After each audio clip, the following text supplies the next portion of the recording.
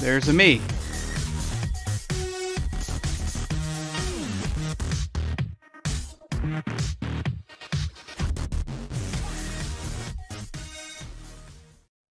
Latin lyrics, yeah. And then occasionally they shout out, instead of saying "Go," they're like, "Eh." That's funny.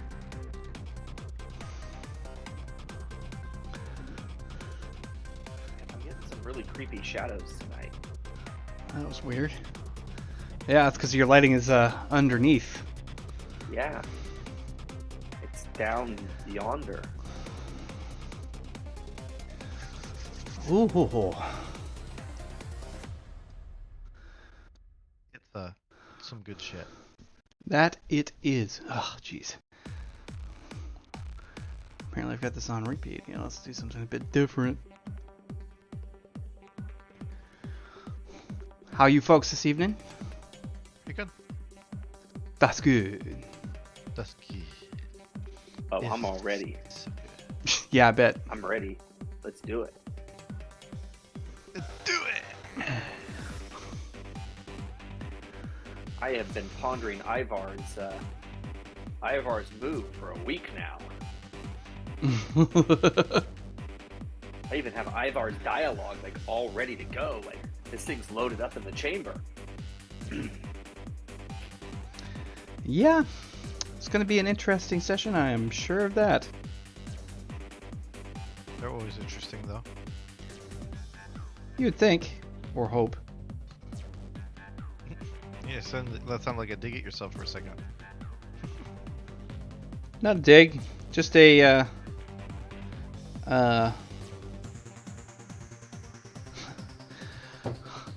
just a profession of the fact that, you know, I don't always assume that things are going to go well. Well, I think the week is going to go like this. I'm going to start with this. At some point, this is going to show up.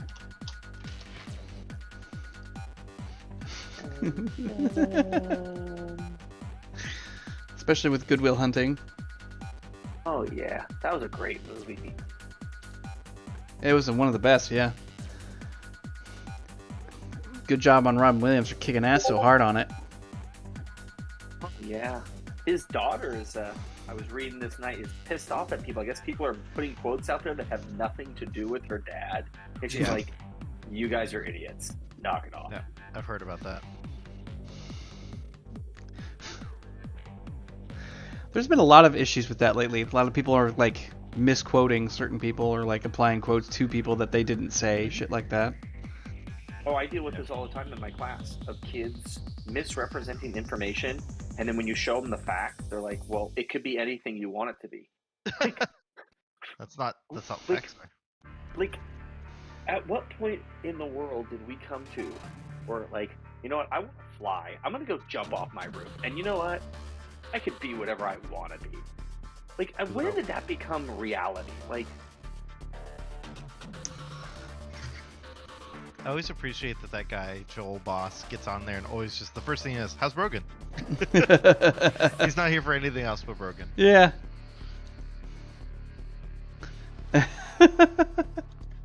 It's all good. He's a friend of his. Oh, I know. He mentioned it before. It's just funny. Very on track mind. Yeah. We just What's wrong only with have that, one final member left to go.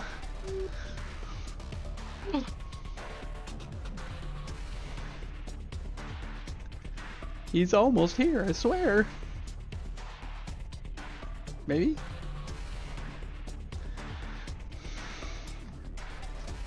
Well, then actually Let's go, Scott. yeah, congratulations on your meeting success today. Thank you. I think you bought yourself 6 more months of being left alone. Right? Office version of Groundhog's Day.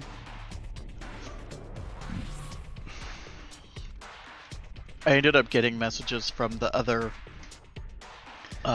board members. Like, so I got the one right away, but then the others were like, "You did a really good job. I can see why they hired you. I'm really excited to see where you take our compliance program." Like, all this stuff, and I'm just like, oh. You made compliance look sexy. Oh, So- Ralph. So I Thanks, take Ralph. it you don't give presentations that suck. Yeah.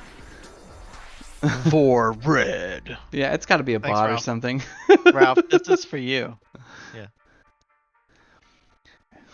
He wants to take the So- red pill. Based and red pilled. I got my new company sweatshirt. Mid path. Mind path. Path. That feels like a very Mind. Shadows name. I feel like that should be a company in Shadows. Probably. Or like a cult. Like, honestly, Yeah. like, do you follow the way of the mind path? An Arcanist school. Just some digital crazies running around talking about crap they don't understand. Yeah, so D, that little like, hey, could you write like a few sentences describing how skills work? Here's 5 pages. Yeah. It's like, is that like 20 paragraphs? And I was like, yes, it is. Like, It the was a thing is, snippet. You ask a writer. You ask a writer. They're gonna You did write. do that, yeah. Well, I bet it conveyed a certain theme. It 100% did. I don't want to chop that up. I want that to just be, I think that'll be perfect for at the end of the character creation section to be like, here's a sample gameplay. And like, okay, so you've got your, you know, your background and your skills and your, you know, stats and like all these things together. Here's what that looks like in action. Through the eyes of Boots. I think that's a great idea because there's so much in the skills that you don't get until you actually play the game, and then you start realizing like, oh, how can I play this skill off of this skill or jump through? But I mean, it is hard to not reduce the game to D10s, right? Like, you want to make sure that people understand that there's There have been sessions where I have not looked at my character sheet, like, and that used to be something that would piss me off. I put so much time into this character sheet. How come I didn't even get to like shoot one fireball? Like, this is the worst game ever. Blah. But then, like, after doing this for, year and a half, I'm like, oh, that was a good session. And it's not that I didn't have to reference my sheet because I know how much, damage I do or whatever, but it was more like I didn't need to roll the dice in order to play the game. Like, I was able to just You could play the game. You could play the character fluidly. I can inhabit the character, and I know I'm good at this and not good at this, so I don't have to like act like I'm good at persuasion or something. But I think that's the beauty of the advantages and disadvantages and the skills you have. After a while, like, here are skills you touch. Like, there's skills on the skill list I never look at because I know Ivar would never do those. So there's no reason to look at them. I just play what Ivar has. You play his strengths, you play his weaknesses, and fun ensues. I was very frustrated in the beginning because I picked a real wide range of skills. Mm-hmm. And then talking to a friend of mine, he said, how often are you going to use 20 different skills? And so the skill choosing strategy that I put into the CRB is actually like his recommendation that he gave to me way back in the beginning.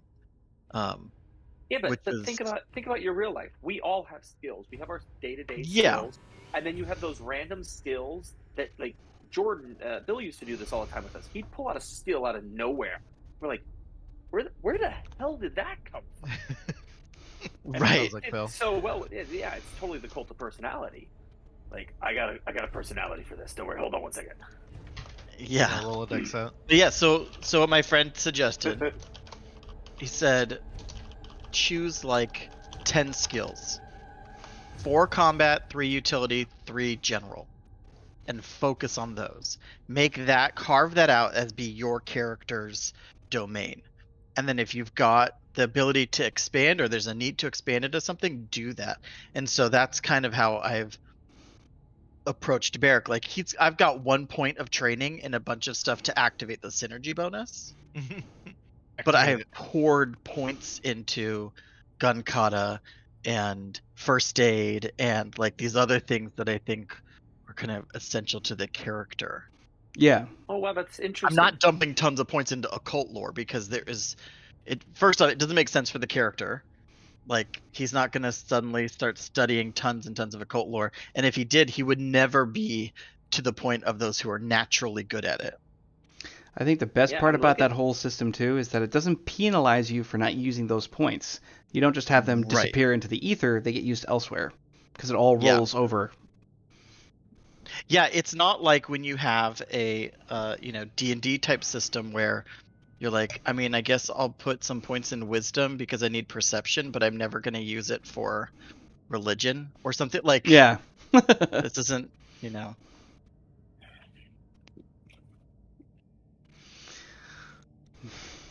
Oh, okay, this sweatshirt's too hot. No, Get off. that's you, Scott. Use your mind path to nullify the heat.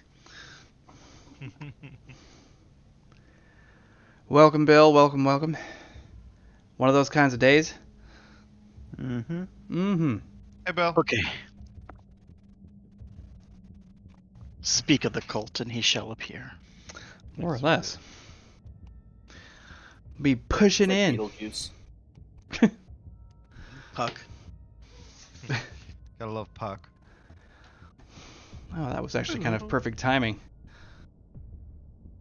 And the music kind of like auto moved into the right direction. Didn't even try to do that. And I hate when I do this. I've got the switcher on this side. Yeah. That goes between chat and music. And sometimes I'm like, why am I not hearing any music? There's no music playing. And I have cranked the volume up and then I'm like, oh wait, click. And then I'm like, deaf. Does it just distinguish between the audio patterns to determine which is which? No, so Discord voice channel the headphones recognize it. They're like whatever Logitech or whatever they are. Yeah. Recognizes the Discord voice channel because there's not a person in the Shadows game night that is the music. Mm-hmm. It puts that on the other channel. I mean, that's kind of incredible. It turns out it is, because there are times when I'm like, I don't want the music, so I'll turn this down, and then I can still hear everyone talking, and then I'll turn it back up. Or when we're in a fight, I'm like, crank the music. Very nice. Crank Very it, nice. Crank it. So, let's see here. Well, we finally got the whole gang in place. Y'all be at the dollhouse and have one very pissed off Sinclair. Oh, that's right. We got some juicy backstory for Sinclair Mm-hmm. and the cult. Sinclair just seems like he's had a lot of trauma in his life. I feel like he's so far gone at this point that we just need to. I think he needs some forgiveness. He needs to be deleted. The cult He needs to be deleted. Cancel culture. But didn't he like kind of you try to cancel culture already get canceled? I think Clint Eastwood. They tried to cancel Clint Eastwood, and he was having none of that shit. Clint Eastwood like yelled at a chair, so. Yeah, that chair cried. I'd cry if I got yelled at by Clint Eastwood. An old oak face, Clint Eastwood. He does have a sort of tree-like essence in his expression, doesn't he? Right. Guy looks like hard as rock sometimes. What's he at here? Oh.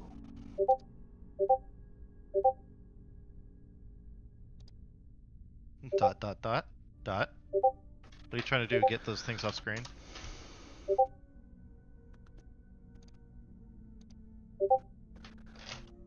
Oh, you can do dot and then a bunch of spaces. yeah, you can just do this.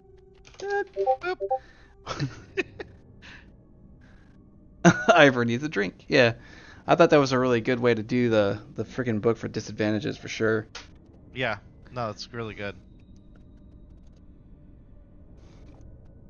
Things are popping off so hard. Right, but as we've said, we have a very perturbed Sinclair, that is for certain. Whoa. I wrote him up a while ago. Forgot what he had. Daddy issues? Well, that aside. Mommy issues? Cult issues? Yes. He's just generally got issues, people. I mean, do you blame him? He's kind of like a tragic character. He's a tragic hero. He's definitely tragic, all right. You're a dick, Colt. Technically, I'm the dick. I was the one that forged that whole thing together in the first place. Bill had nothing to do with it. he was just as surprised as we were. Just like Colt didn't know. Yeah. Well, he left me an open mystery box, so I'm gonna screw around with that. You filled it very well. He filled that box. Yeah. Yeah. I watched Team America the other day and realized how much the dick, pussy, asshole theme like resonates through that entire movie. So great.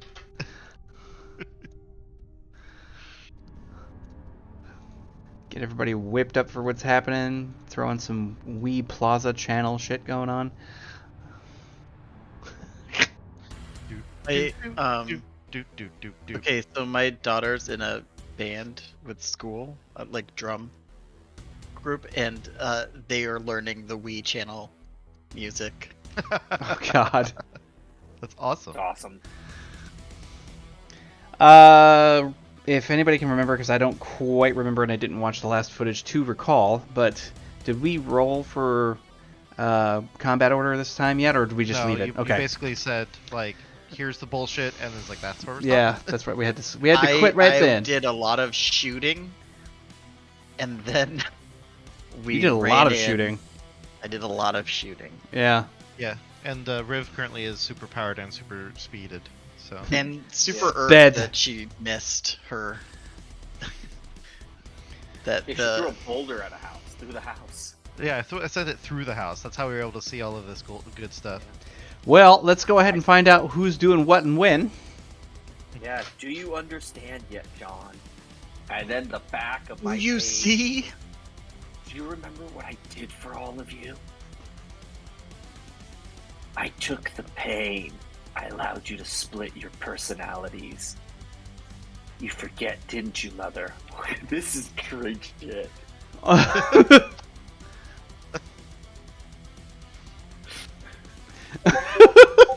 He's just loving life over there.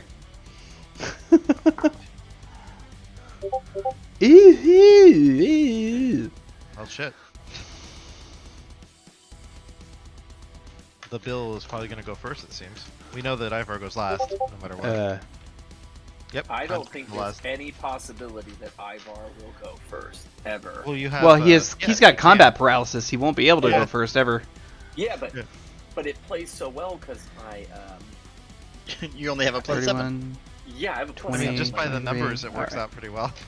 Yeah, it just plays to the storyline, and that's again the beauty of this. Why the numbers are there, but you use those to like enhance the play. I just want to point out though, at the start of this, Ivar is like staring at John with this look of disgust. Like the look you guys normally give Ivar, Ivar's now giving this to John, and when he looks at Sinclair, he gives him this utter look of pity. I'm so not surprised. It's like Ivar's just like, Well, you know, Barrack was like, maybe the technocracy's not so bad. And now Ivar's like, maybe Sinclair not so bad. Okay. Ivar wants to talk to him. Oh. Roll etiquette. So, the Oh yeah, that was the last thing we did, was Ivar rolled an etiquette roll of 22. And yeah, he had a 22 etiquette roll to be like, so what is proper way to talk to crazy personality? Give him therapy. did I not write this down? I'm going to be so annoyed. Apparently, I did not write it down. What? I had his look. So, Ned Flanders meets Ted Bundy. well, so the thing is that his whole form drops the facade of being human in any way, shape, or form. When that happens, all of the soft flesh that you could consider to be normal healthy skin is pulled completely free, almost like ash from out of a fire. It just comes right off. What happens at the back side of it is that he is still roughly the same height, but he begins to come up inside the hallway, being raised by what looks to be Stygian chains that are like pushing him upward, almost like extra limbs. But they're coming from off the back, which there are a multitude of other Stygian chains all moving on their own from out of what looks to be his spinal column. The way that his body moves, there is a very strong theme of mechanization, because you can see the flesh grafted onto subskeletal structures all throughout. Ribs exposed, the main living organs are in a sort of like in a container of a sort that emulates the human abdomen, but it is of a transparent material that looks fairly tough. The flesh that goes from the top and the bottom is stretched from top down and from bottom up, from the hips and the ribs, being pulled over these sort of really gnarly looking hooks that go all the way around midriff and all the way around like the waist section. From just below the waist there are also these chains that kind of hang and dangle. It's mostly just like links of razor wire and things like that just kind of hang downward. It's almost like staring at some sort of almost like a Romanesque like appearance. Colt will kind of recognize some of this because there's like stories of Egyptians and Romans and things like that was part of his childhood from like over 100 years ago that kind of like led into various fantasies and things like that. So this is a sort of partial incorporation. It won't fit to anybody else's eyes, but it fits to him. The chest area and all of this, is wide and intimidating. A lot of it, again, just being grafted. You can see the metallic sternum. You can see a lot of it has been sort of stapled, or otherwise, moved into position to stay in place, holding the slightly grayish and cadaverous-like flesh in place to, again, create a facsimile of something that looks human, but is obviously distorted and corrupted completely. What you do also notice is that a lot of these strange sort of nanite-like larger nanite creatures, what you saw him being tortured with, exist within that, moving around and doing various bodily functions of some kind or another, unknown really, but they don't seem to have any particular care or any sense of lack of... They don't stop depending on what's going on. If they need to go through something, they just go right through it. Whether that be organ, soft tissue, bone, it doesn't seem to make a difference. But wherever they go, it breaches and then seals back together again. So there's this constant undulating movement of these smaller, mechanized, but oversized nanite-like devices that are moving in and throughout his body. He's completely bald, and he has, ridges that have been inserted, all kinds of, like strange wires and things like that go in for certain circuitry elements that are in the top part of the skull. And of course, the teeth are all metallic. The eyes are missing.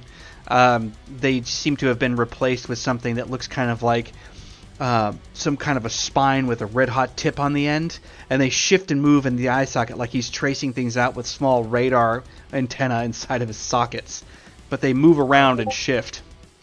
So, of course he's got claws on his hands, again, grafted, so that they're not just natural fixtures that are being grown from out of the ends of his fingers, just incredibly mechanized and, overly distorted all the way around. Probably the most fully fledged Cenobite that any one of you has ever actually seen. Excuse me. I mean, I think most of us have not seen Cenobites.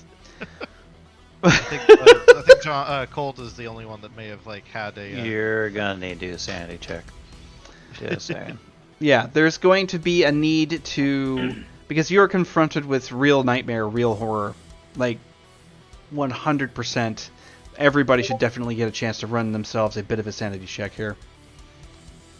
Roll 1d100 and try getting it under our sanity. Yes. Is that right? Yeah. Yep. All What I is that know from? Is Ivar is very nice. Wrong I'm gonna channel. re-roll that. Yep. Wrong channel. Well, I'm gonna roll that anyway. So. While we're rolling, Ivar, remember he's got his true faith back up, and he's just staring at the Colt, and he's giving him the "What did you do, Ray? What did you do, Ray? Do? Oh, appropriately, Barrick rolls highest.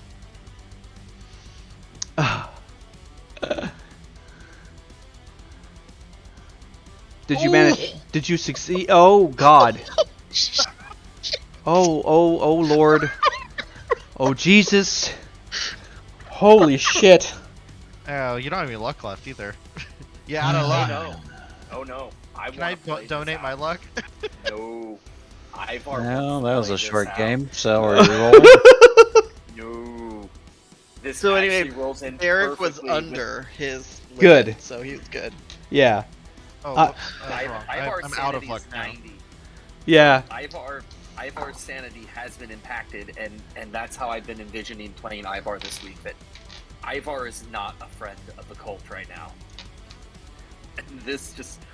To what degree do you want me to play it, or do you want to take away with? Oh well, that's a full blown botch, man. That's a botched 99 sanity, is actually which means that botched GM gets to sanity. make your reality whatever the fuck he wants. So Have fun with. Like that is a special roll for sanity to get a 99.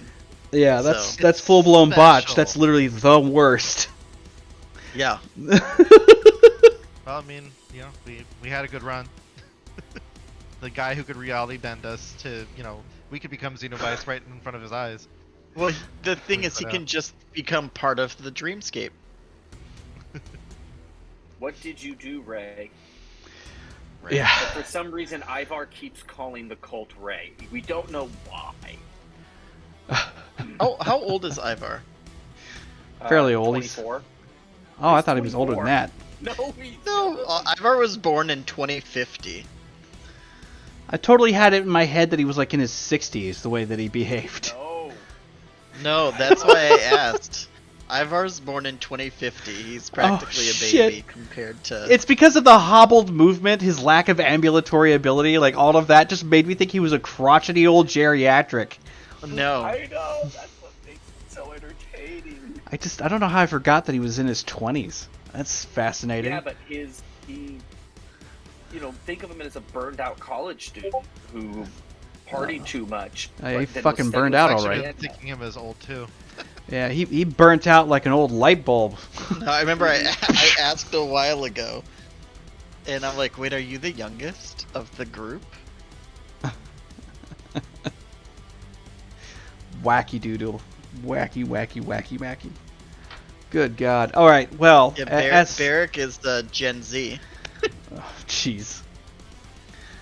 So, as it stands, we will get to Ivar's crazy La La Land here in a minute. The cult is up first. You're definitely on top because you and Sinclair have a similar fury in this case. At this point, he's completely encased in black armor. You just saw him just be normally attired, then he blinked, and then he's just screaming that kind of insectoid laughter that creeps Ken out so much. Yeah. And instead of 2, you see 3. So we're Nice. using the ring. Mother, Father, Holy Spirit. Sort of. It's just the opposite of that. So, first to come screaming out of the body of the out of John is the bastard, Mm-hmm. and the bastard's going to use his chains. Think of it like this: he's going to use his chains to wrap around the other chains to kind of make them like a tree trunk and cinch it. Mm-hmm. So as he's being held up like that, he's being like held up like Doc Octopus. Kind of, yeah. He's With just 2 of them on wrapping bottom, the but he's got chains other ones. Yeah, but like to take the chains like that, so he goes, ting, or something to that effect. He's using the chains to negate the chains. Right. So he's going to use the. No, I'm changing my mind. Fuck. Sorry, long day. No, you're good, man. You're good. Take your time. This is important.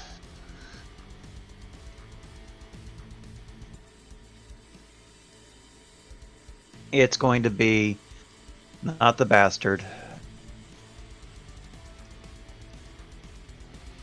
No, it's going to be bastard, Mr. Bigsby, and then John.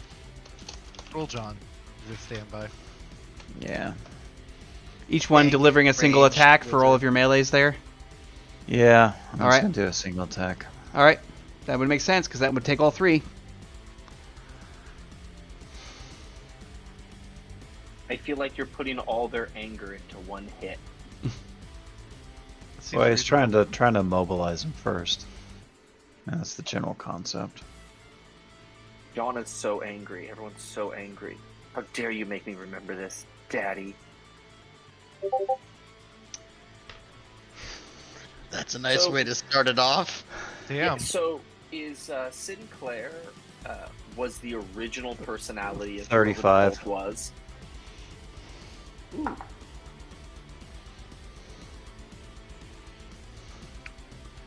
What was the first attack going to be? The first attack is going to be the chains to kind of wrap the other chains up like a tree trunk Mm-hmm. to kind of immobilize them. And hopefully, if he does it if the bastard does it suddenly enough, it causes an imbalance. So, like, the tree falls. Right. That's what he's kind of hoping for. Well, the chains do successfully manage to immobilize the two that are suspending him, but the moment that they do, the other chains that are at his back that are flailing around spear into the walls, the ceiling, and everywhere else, stabilizing him utterly. So he doesn't topple, he just ends up stationary for a moment. You're next. The next attack is in the split second that he's been immobilized. Mr. Bigsby is going to go fully armored and to try to feed on Sinclair. Okay. Delicious. Delicious. Tasty. And that's going to be, yeah, that's 2 melee attack. It's just 1 melee, yeah.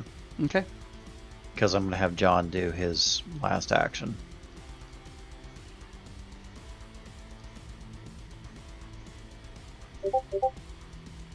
We're going to use luck. Okay. I'm now down to 3 luck. So I'm just going to boost that to 20. Or 21. And then as essentially Mr. Bigsby, so it's staged attacks. It's not like all of a sudden, and there's a reason for that. Cult's trying to keep him unbalanced. So I'm having trouble tracking tonight, guys. Just give me a minute. Like I said, take your time, man. Yeah, so chains, You have distract, the most complicated character. Bigsby to kind of further distract. So the cult is using the 2 as attacks and distractions at the same time. And then he's going to use the last of his SFR. Yeah. It's the first I've gone to 0. And then Last of his SFR to teleport Michael's sword into the center of Sinclair's chest. So what'd you get on the roll for the feeding, etc.? You were just trying to pull in with the... 20. Okay. So you just need to make a consummate will check versus Sinclair. Because you can't just pull it. You gotta... There he is. Okay. Explode 10, fail 1, target 8. You're threshold. A 10. You're 10, right? No Yeah. threshold. No, okay. the threshold is whatever D's about to roll. I know, right? Basically, yeah. Holy Holy shit! You get another one. You got a 10 in there. That's crazy. Um, Wow, that's a hell of a roll, man. that's a lot of success. 1, 2, 3, 4, 5, 8 successes. Damn. 6. Yep, 8 successes. Yeah. Not quite. No. So you'll get 6 because you managed to counter 2 of those. So you have 6 successes out of 8. Damn, dude. And was this for the feeding? I'm sorry, I was looking at He's disadvantage. draining SFR out of Sinclair. Got it. Thank you. So 6 degrees of success with draining SFR leads me to what? You should have, what is it? Rank was at and will? 0. No. I was talking about the actual gain. Because I think it's the rank and your drain, right? Plus your will.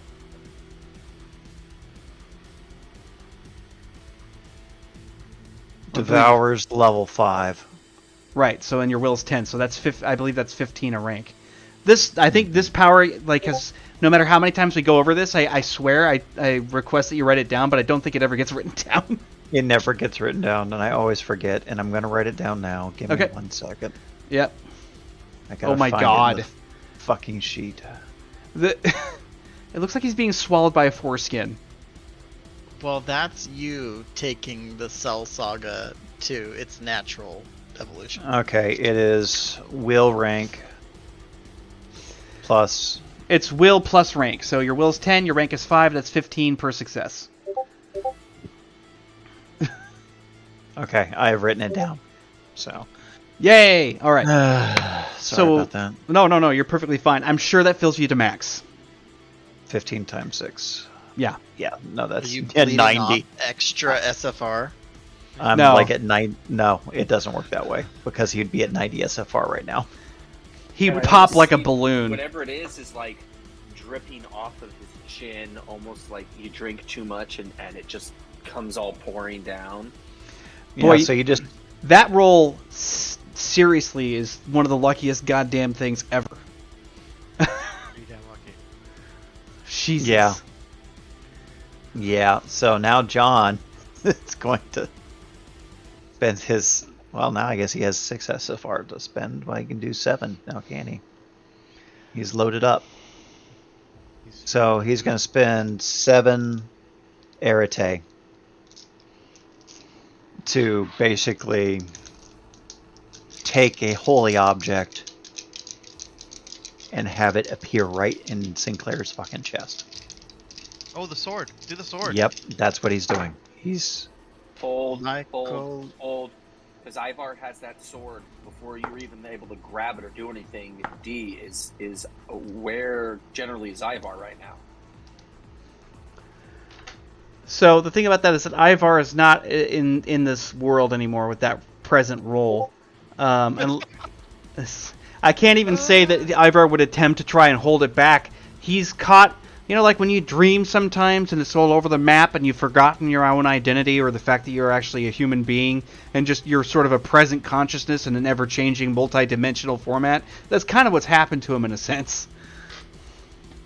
and John's not acting rationally to begin with, so Yeah. So Well- is Ivar holding the sword, or is it like, is he grasping? Oh, he's the just sword? he's just holding the sword. It's a loose grip right now because we haven't had a chance to describe what's happening to him. It's still in his Okay. it's still in his grasp. Problem is that he's trying to use an unholy arcane. He's trying to use an unholy arcane to move a holy object, which means that you're going to have a threshold of 4 to start with just to be able to manipulate that thing, because your will and the will of the sword will automatically contrast each other, even if you're attempting to do the right thing. I was trying to think of something irrational that the cult would do in facing this situation. I think I figured it out. So Yeah. All you hear is, Grab the nearest "What thing. did you do, Ray?" what's my target? Target is going to be a 10. I said threshold 4, target 10. It's going to be a really hard one. 7. Oh, yeah. Unless your dice decide to go balls out like they just did a second ago, and that's going to be easy So as hell. I've got 7 air. Oh please, it's not going to happen. He's going to fail spectacularly. Fucking horrible. What? Yes. So Somehow 7 air. exploding ones. So he's gonna flood his Arete. He's got his Exploding iron will, so at least one. He's got 2 degrees of iron will, which means at least 2 fails are going to succeed. Okay.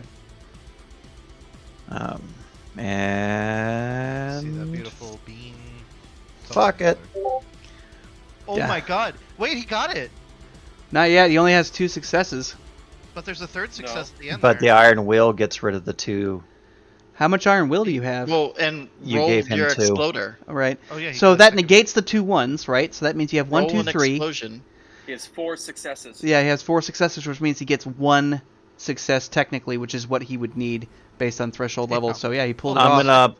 I'm Roll gonna that pump. other exploder. I'm gonna roll the other explorer, but I'm gonna go down to 2 luck left to get 2 degrees of success. So we're just gonna bump that to 2 degrees of success, just because he's enraged. Oh my god! He did it again. Do it again. That's 3 degrees of success. Your dice don't want me to make this fight hard. They really don't.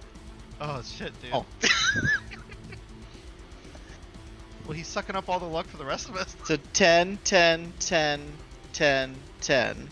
Right. So he got 1 success because he had the 5. 4 successes to begin with. Then he had 5, right? Because he got the extra exploder on the other one. And then he got another one, right? So I guess that's 2. Oh, what was the 3, threshold? 3 That's- degrees of success. It'll be 3 degrees of success based on threshold alone. Okay. So, all right. And then you wanted to push a luck into that 9 to make it a 10? I already did. Yeah, That's that's what gave him 3 degrees of success. yeah, that's why he's got the other one. Okay. Wow. Yeah. Damn. Yeah, Colt's Pissed. angry. Oh, I want to see how 1, this plays 2, out. 3, This is 4. So you 5, so you basically 6. what happens is you see the bastard come out screaming, bursting from, the Colt's chest or John's chest at that because he was the personality. He's fully encased, like he threw off the bowler, the metallic bowler, and he's got like this metallic mohawk instead. And then he just wraps the chains up, and then just like leapfrogging right over the bastard is the Mr. Bigsby, who's just this metallic werewolf at this point. Black metal, smoke from Ivar's holy fading as he's leaping through and chomping down on Sinclair and feeding and howling at the same time. So you've got a wolf howl because of the 90 SFR. He is high as fuck. And he's screaming. Yeah, so it's basically a wolf just like howling. So I'm trying to make this nightmare situation even worse. and then you have the insectoid laughter of the cult or John, just essentially going. He's got his hands like this, going.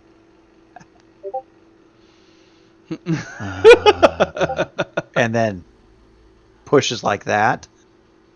Yep. And you're not seeing anything, but what he's pushing is the teleportation of the sword straight into the chest. And he's laughing because he knows what's going to happen. All right, so you're not trying to have it just materialize. You're sending it out like a thrown weapon. I want it to materialize in his chest because we're using surprise attack upon surprise attack upon surprise attack. Well, in this case, I almost see the what's sword the? of Ivar's just there, and it's Yeah, because it's not gonna be.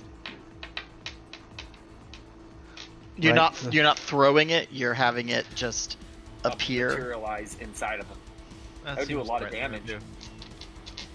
do. Emotional damage. Well, here's the Emotional thing is- damage. And if Sinclair crits out, then it's basically playing out perfectly. Just waiting for the sword to be like Alucard's sword, like floating in the air, like trying to stab. That's exactly what I was going for, but not with the whole like floating and falling thing. More of the appearing and poop. Like it went so fast you can't see shit. I don't know. Makes sense to me. Or as Yeah, I heard that, kid. I heard it. Oh my god. Yes. All right, so at this point, you launch these series of attacks. He's temporarily immobilized. You end up feeding on the SFR that you require, and then you cause this blade to emerge, like suddenly within his abdomen. There is no cry of pain, no anything else. There's almost like a sigh of, not relief, but almost a sense of ecstasy. And you can see the sizzling that's happening here in the chest. What is not expected is the fact that whenever he gets that in there, you can see him look down, and then there's a really nasty shift, and everyone around you can feel it as he dematerializes from that spot, coming out from the outside, launching several of his own surprise attacks as well.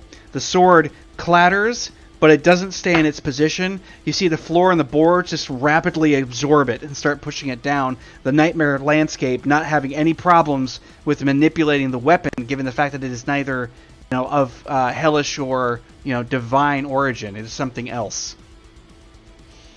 And you'll have to do 2 dodges there, Bill, because it looks like he's coming after you in particular, since the fight seems to be between the two of you, despite the fact that there are other people involved. I mean, that seems apt though. Mm-hmm. totally apt. Yeah, we're set dressing. Riv and I are taking bets on the side. Yeah, we're just like shooting the shit. 26.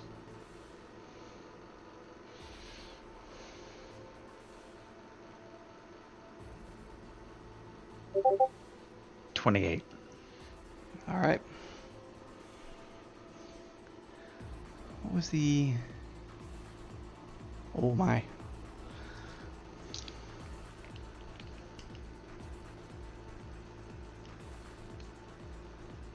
Every time I'm bopping to this music, I feel like that Ewan McGregor. Yeah, I feel that. Yeah. Okay.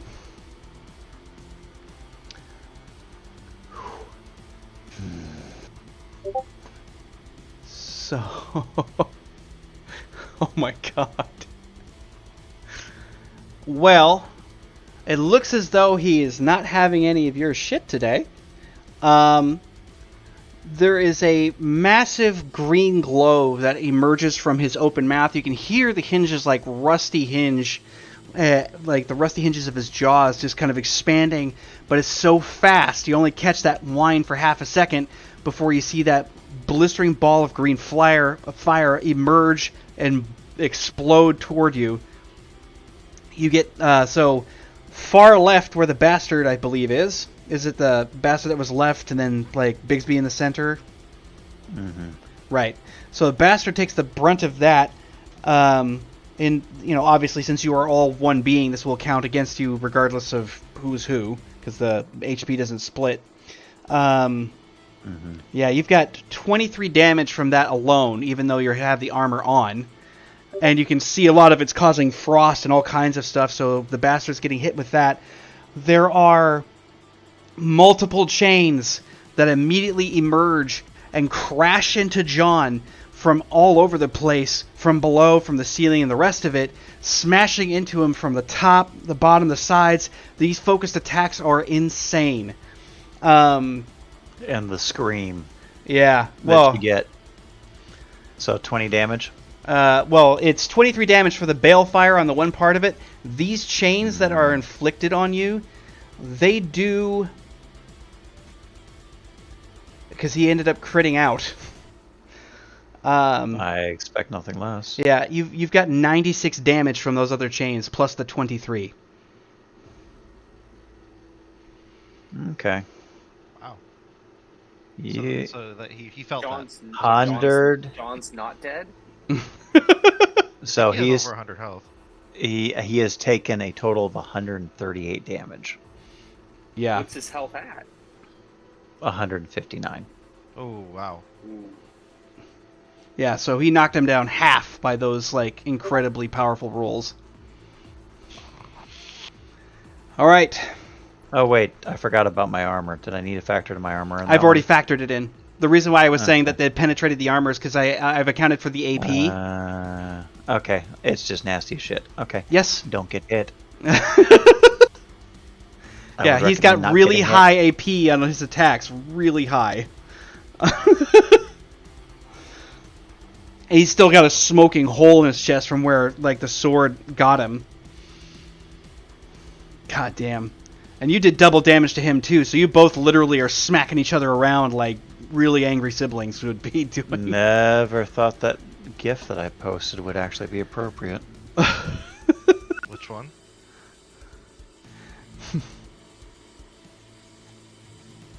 Is it the dragon in the car? No, that's mine. That's mine. Oh, that one. Oh yeah. That's perfect. Yeah. Yeah, that's literally it, dude. Just back That's- and forth, vicious. Boba Honestly, Fett finale. oh, let's Eric not and I talk. are the guys on the. We're gonna get or the- distracted. We can talk about that afterwards. Yeah. Yeah, but I didn't think. I mean, that's how I kind of envision a fight between Sinclair and the cult. Is just that the Godzilla movies, just that brutal, just nasty Heavyweights. and we have nasty. So That's just nasty. we got Mr. Nasty. Okay. So, Dark Knight swings in as soon as this comes through, moving. Oh, right. Yeah, he's there. Yep. Dark Knight swings in, moving through, trying to keep things going. He moves Barrick just subtly as he's shifting his position to keep him sort of out of the way of the balefire as he's moving to target. He ends up doing a bit of a blip and comes up against Sinclair, bringing up his blades to bear here. Has Sinclair taken... How much damage has Sinclair taken so far? Well, given the fact that he has certain immunities, etc., he is currently taken. He's taken up to 45 damage, all considered holy.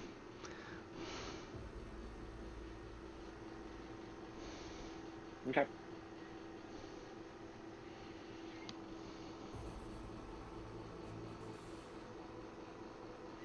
It's those supernatural attacks using SFR that really fucking destroy you, man. Hang on 1 second here. It's a go. What we got? To go.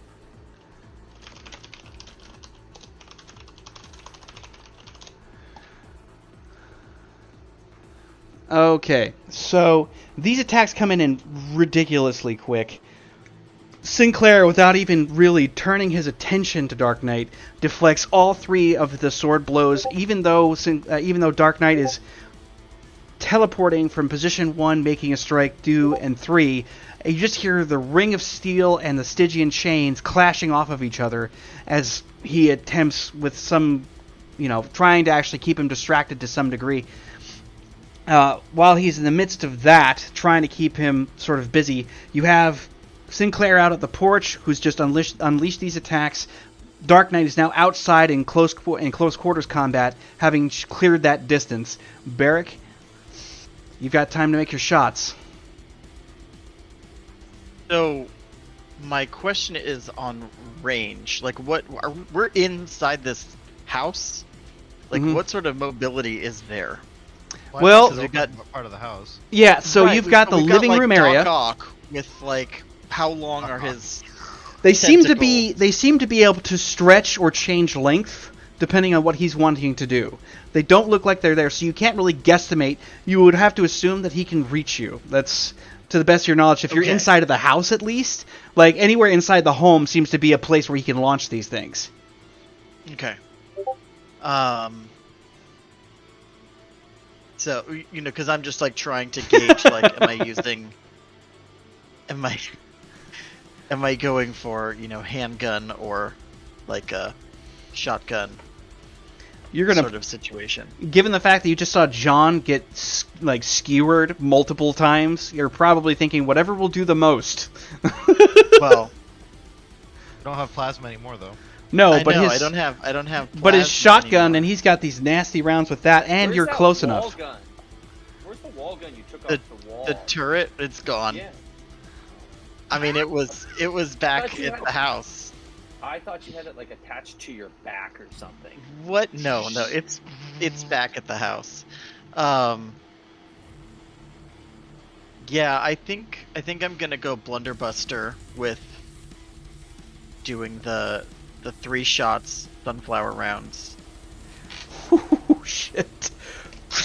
If I'm in Yeah. range, like You that's are, the thing. yeah. Those Those are why I wanted slugs. to They make have sure. they have a higher accuracy, no spread.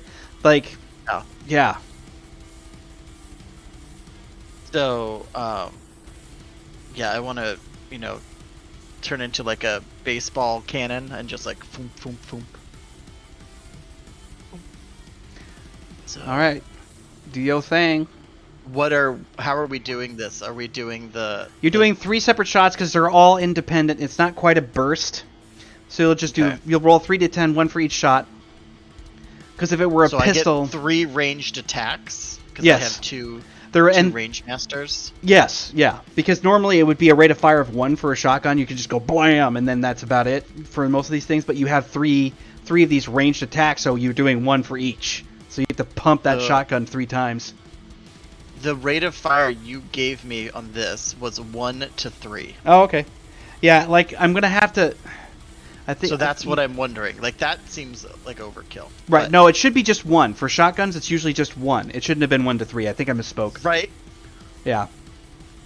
Because it holds 12. Yeah. One shell. Yeah. You're not holding a Spaz fully automatic shotgun. That's not. Well, okay. I'm going off of what is in my notes. Yes. From Yeah. what you said about it. Yeah. No, it's was supposed to be. It was supposed to be a one shot per. Like basically, rate of fire is supposed to be 1, not 1 to 3.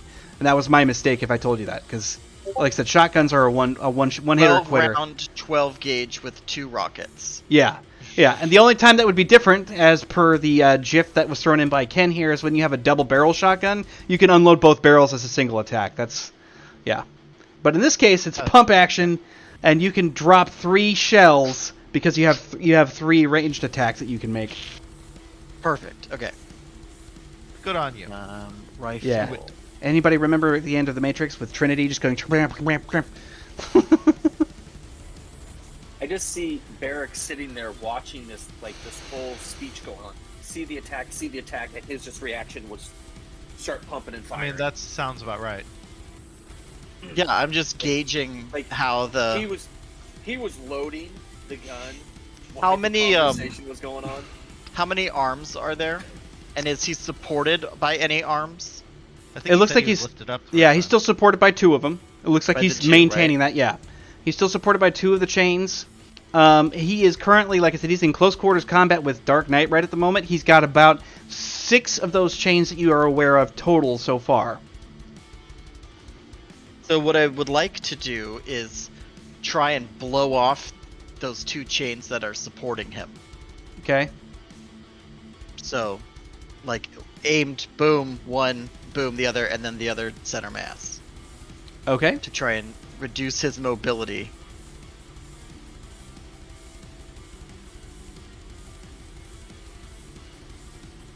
Okay.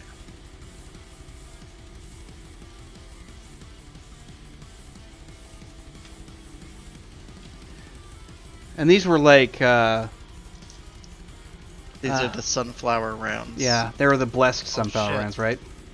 Yeah. Nice. Let's see thy name. Nice. Alright. So, boom, boom, boom. These are 55 damage Is to God. sunflower rounds. 2. Not to be confused with Sunflora, the Pokemon. Exactly. My son caught an alpha 32. shiny And whatever is 3. Okay. the evolution of Tangela. Oh, Tangrowth? Yeah, and it's this big gigantic green spaghetti monster. It's cool. True. So the first shot succeeds, causes it to sever. The second shot misses, if you can believe that, and the third strikes him center mass. He ends up having to compensate with one of the other chains at his back, so he just ends up doing this thing where he just kind of sits back like this because the chains are all in back here. So when you hit the one like this, he kind of starts to do this, but he ends up plunging the chain in, which props him back up. But you get the one that's center mass. Damage, please. Yeah. So it's 55. 55 is the damage, and then it's a sunflower round. So I don't know what that does. Nasty shit. It leaves a hole in somebody about the size of a basketball on the way out. That was the hope. Blessed sunflower slug. Alright, so that one hits. You can see him just kind of wobble for a minute. Yeah, so the plan was to knock him off kilter and then take that center shot. Yep.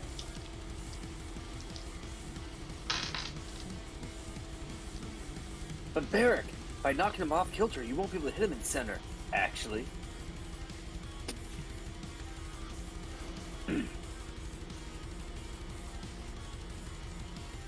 Man. Alright, so...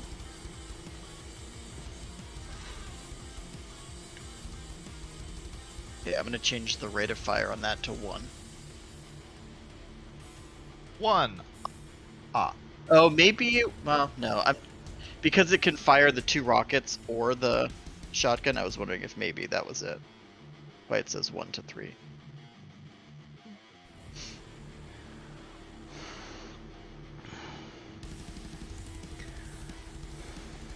Okay. Yeah, so he ends up taking that shot right there. Oh, I almost forgot to put this in. La la la la la.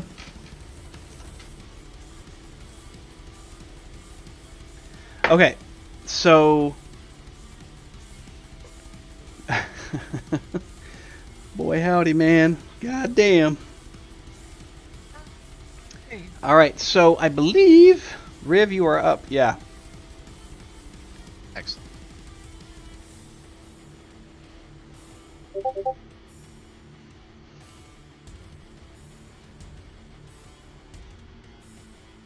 Alright. She activates the room but decides to keep her current power, so she just drops the power that was going to be activated. Mm-hmm.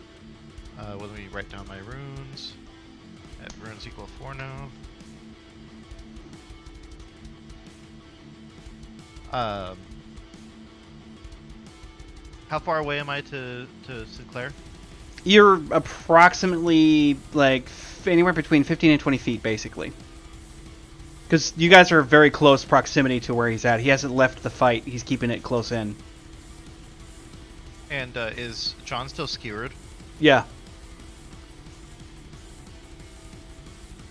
Yeah, once those chains get put in, unless he decides to rip them out, they pretty much stay exactly where they are. They're playing the immobilization game, trying to stop each other's movement and shit like that. Oh, let's pretend I remembered that and didn't just like choose to not aim at those chains. Oh well. Well, that's what I was thinking actually. I think you saw John, the Colt, getting hit, and you were already firing.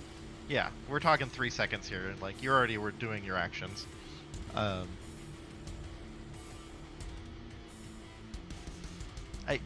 I mean, almost Colt wanna- is just irrationally screaming at this point. Yeah. And so is the bastard, and so is Mr. Bixby, because they all share the same pain. Oh, that's right. What's- Which one is what's skewered? new? John, the John? Colt. Yeah. John, Oh, the Colt. I did write that down. Okay. Since What's- you're close to what's Sinclair new? They're and screaming. Sinclair is a part of you. Are you feeling any of his pain as well? Good question. Hard tactics to roll. know whenever being shoveled agony. Let's little do bit a over here, tactics too. roll. Yeah. Because I'm just curious. Like you're close enough to each other. It's like could you reabsorb Sinclair into you? Well, let's do a tactics roll. 27. I mean, it's a fair question. I'll get to that. 27 marked. All right. What you got going on, I'd Ken? also- What's the plan? Yeah, I'm doing a tactics roll too. I see my 2 targets. The one being John skewered, and the second being Sinclair himself.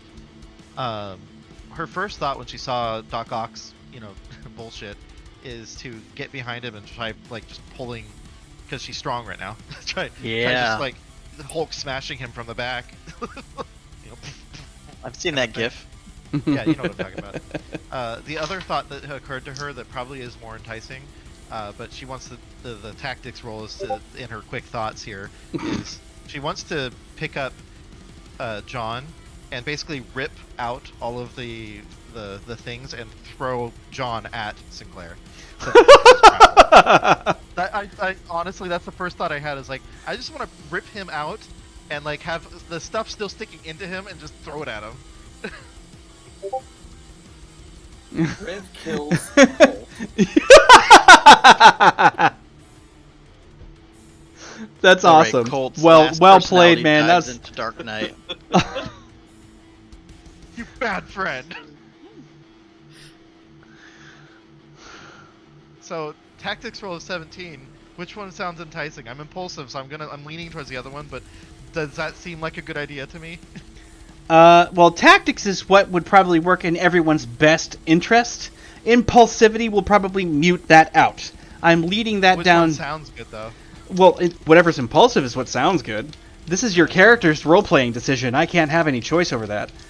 But what is the other side Freeing of her brain with saying? that, freeing him from the chains in some capacity would definitely be better for everybody, since he's your damage output for a lot of this. Okay, so Where- at least where I is had the right Riv? idea. Where is Riv relative to these 2 characters? 'Cause So, you you've got- presume she's impulsive. You've got the main Who are the trio, closest? okay? You've got the main trio who are standing near-ish the entryway from when they came in and started the engagement. You have Barrick to the far right of them, who is now facing out the doorway, okay? So if you're facing the doorway, Barrick's actually at the left. But, when you guys came walking in, Barrick was to the right. Riv was kind of, in that same vicinity as Barrick. Dark Knight went blasting between the trio and Barrick out the door to engage at close quarters. Okay? So Riv is kind of furthest in but farthest flanking out. So she can still see what's going on out that door. Yeah, I think what it was I wrote down multiple chains, but I should have written down how many chains are currently in John. 4. 4 chains. And can Okay. John activate regeneration? So At how it- many chains at does any Sinclair have? Well, in this case, like I said, he's got 6 that are whirling on his back. These Stygian chains kind of came from out of nowhere. All right. So he's able to summon them very similar to what John can do, or what, the bastard can do. He can just summon them out of Or objects. hardware store that's inventory keeps lowering. Yeah. Okay, so in from where I'm standing to where John is there anything metallic or sharp or like rod-like in the ground? This is a between you and Cenobite's dollhouse. You have a plethora of options. In the kitchen in the far area, there are plenty of metallic objects. Most of them are quite disturbing. them? Well, okay, but what I meant was like from where I'm standing in a direct line, is there anything that I can grab in between? No, not Between really. point You're A and basically point- within reach of John. Like, within 3 steps, you're there. Okay, perfect. That's what I was hoping you'd say. Okay, so she's got 2 melee attacks. So I think what she's going to go for is in the first one, basically just grabbing the chains and just ripping them out. Okay. Like you do. Like you do. All right. And then I have to play a character. My impulse was to just throw John at the character at Sinclair. So now that we're committed to the action, just to clarify, I can use regeneration or have to apply it on my turn. You'll have to wait until you can spend. Yay. Yeah.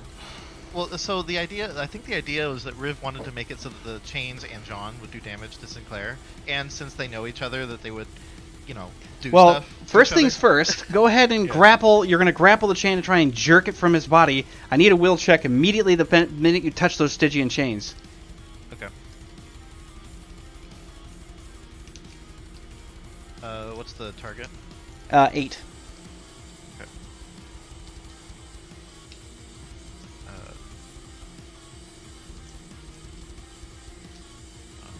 Target 8, fail 1.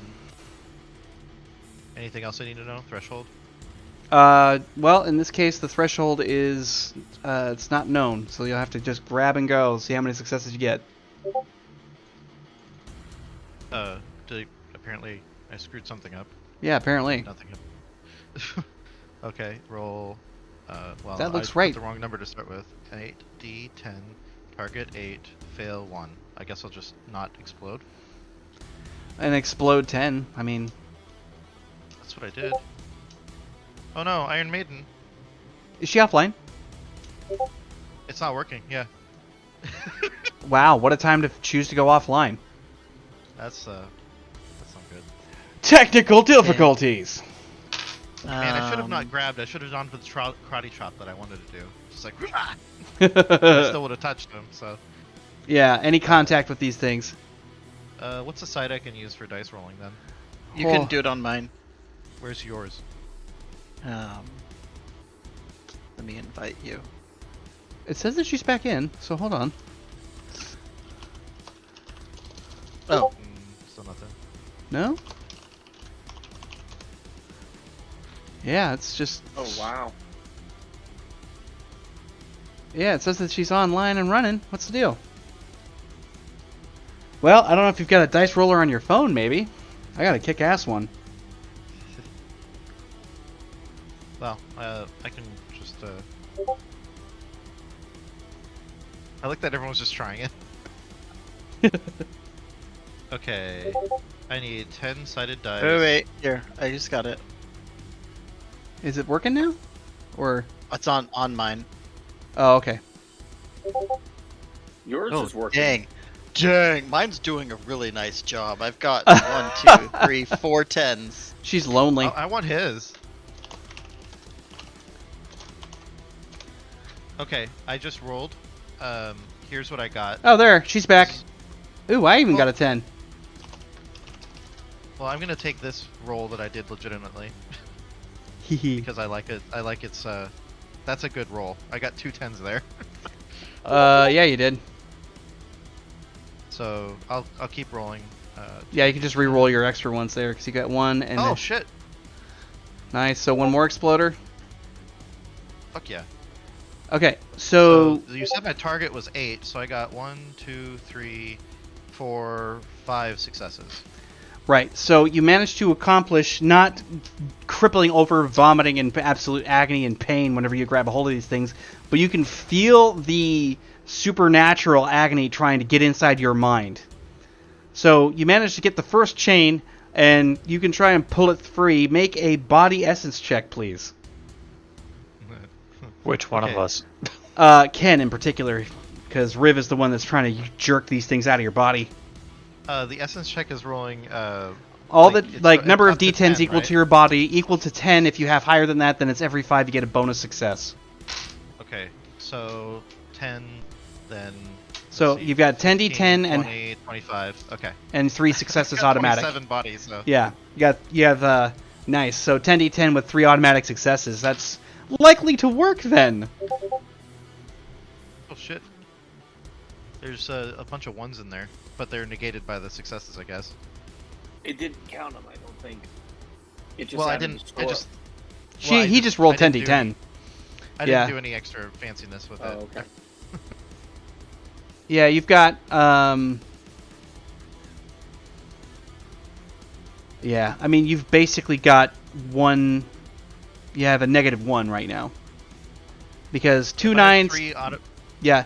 Well, you have 3, right? Yeah, so they're muted out. Never mind. You've got 2 successes. My bad. All right. So, yeah, you managed to get two automatic successes.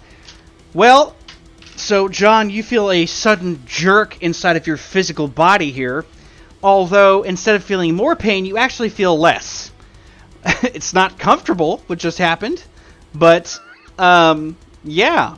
So I'm assuming, Riv, you're going to go for the other 2 or 2 more at least. Yeah.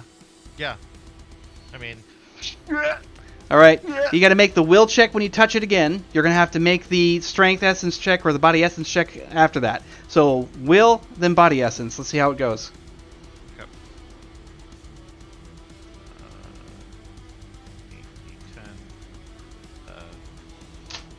Oh, and Ken, you just got to imagine that you have the cult just looming over you as you're pulling the chains out, and just blood is spewing from his mouth on top of you Oh shit. every time you pull a chain. Oh my god, wow. Yeah, that last one doesn't count, but you managed to get, wow, a very good number of successes there. All right, so you managed to negate the pain again. Strength, and then you have your body essence check with 3 auto hits. I think I may actually decide... Yeah, fuck it. I'm not going to have you do any more rolls. Those 3 auto successes are good enough. That's actually technically a crit in most multiple d10s. Make the will check for the 3rd one. Let's see how you do. Okay. We'll cut this down because 3 auto successes is high. That's basically, yeah, it's a given. You yank the shit out. Your gauntlets are protecting you, right? They're insulating you. Oh, for fuck's sake. Fucking A. Or are they feeding off the chains? Alright, so, of course, she jerks these chains out of your body very quickly. Yeah, because she's got 46 mobility. Yeah. The thing is, you take another 30 points of damage, John. But you're out of the... like, the agony is down to a point where it's actually hard. It's not really that it's, like, manageable, but it is far less than what it was. Now we can begin the healing. No, we can't because John is dead. Oh. What? Wait a minute. Only So by did you go 1. to below 0? Mm-hmm. Okay, so you need to make a roll, because this is in our combat stuff, is that you actually have to make a roll for a save versus death, basically. Yeah, he's at a -11. I Alright. should have left that last one in there. Can I just stick it back in? Oh, I know. I could see Riv doing that, like sliding it back in. Yeah, you just basically you pull that last one and just blood gushes over you as a Oh. gigantic armored figure just collapses on top of you. Well, I'm fast enough. I probably could dodge that, but let's see your death rolls. Hold on here, I'm looking it up. Oh wait, it's actually going to be in my handy dandy, whatever you call it. Notebook.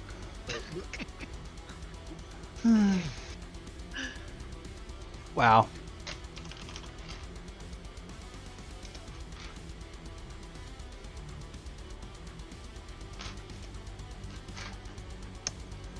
Where did we have it? Because I know that you showed it to me before there, Scott. Because is it? Did we have it written down in our main book, or the original? Wasn't it a Where did I essence write check it? for body?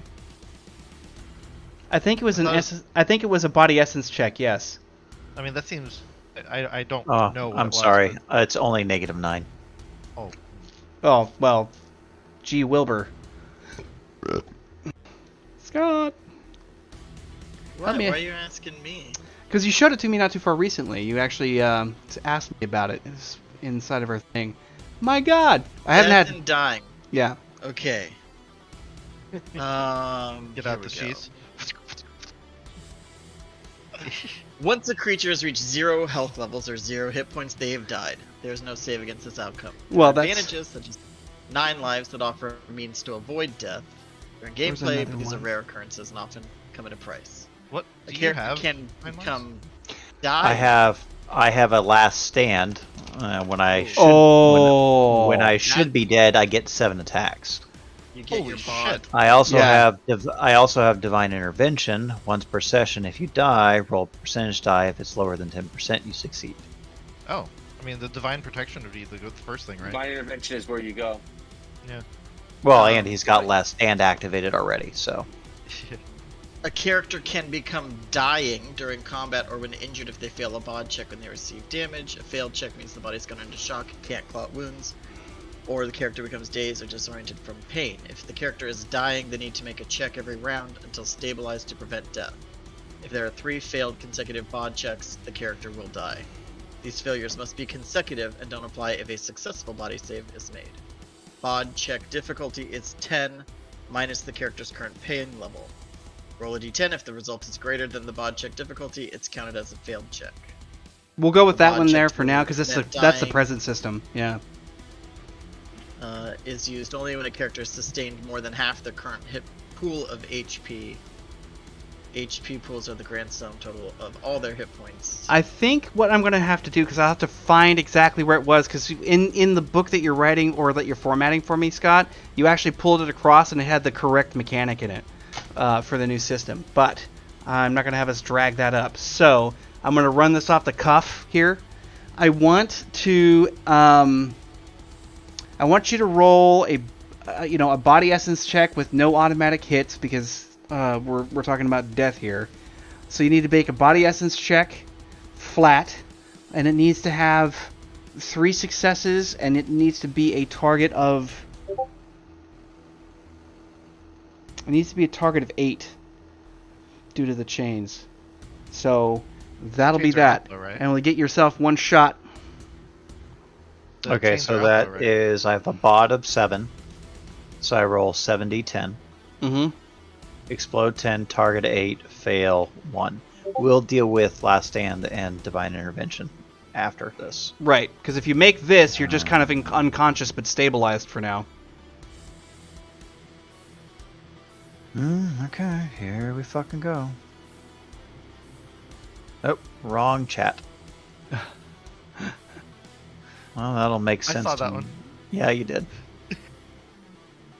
Kenny's gonna be so confused. Yes, he is. But then again, he had to listen to a lot of my crap today, so. Let's just add more to the confusion. Okay, okay, explode 10, target 8, fail 1.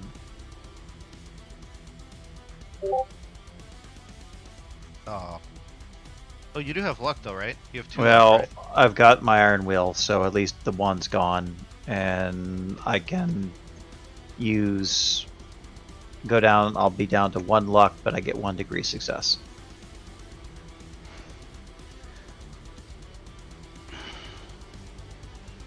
Okay, so looks like we ended up having that fail, huh?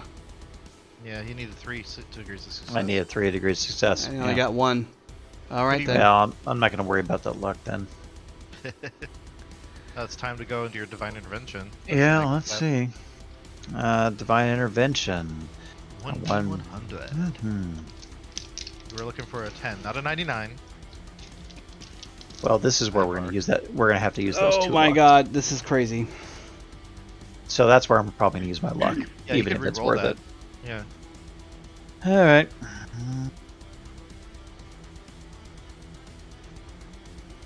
He's pressing it. Mm. Try again. Yeah, you're gonna need a reroll. Okay, so I'm gonna use the last of my luck, 2 for a reroll. God damn it. It's like every piece, like every wall is being put up.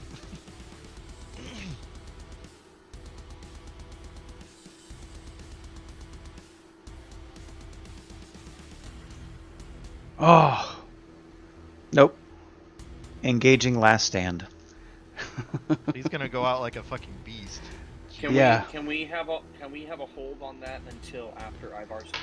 Well, that is gonna happen after Ivar's turn, because Ivar is up next in the order of things. All right. So a minor change in this case.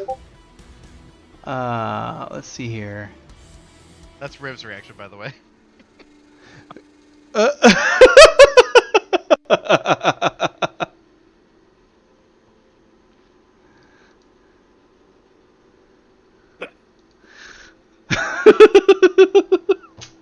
Fucking Conan O'Brien. Good lord. Yeah, because at this point you literally have the Colt slumped over you, just I mean, she can hold him up easily, but Yeah, but what's funny is that the other two, the Bastard and Bigsby, also begin to stop moving.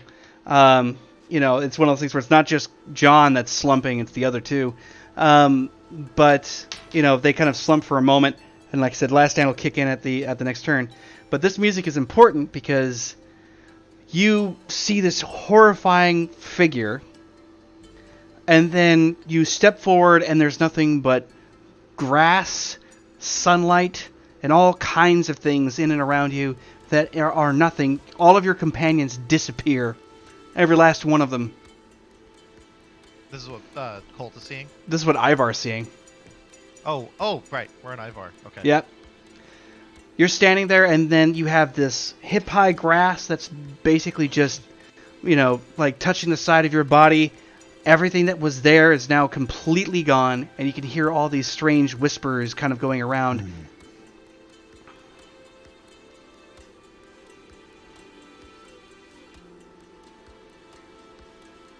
Is Ivar able to discern what those whispers are? Not really, no. It feels kind of like you should be, like, somewhere else somehow, but you're caught up in this. What's his danger sense doing? You can't detect it. There's no real sense of danger exactly. It's just kind of like you're here. And even if there is a sense of like something underneath the surface that's trying to like get your attention, but it's so quiet and so dull, you just can't. So it's almost like, in a sense, that Ivar has gone into his Zen reality and has completely disconnected from reality. Is Ivar aware of where he came from, or is that just, it doesn't matter at the moment?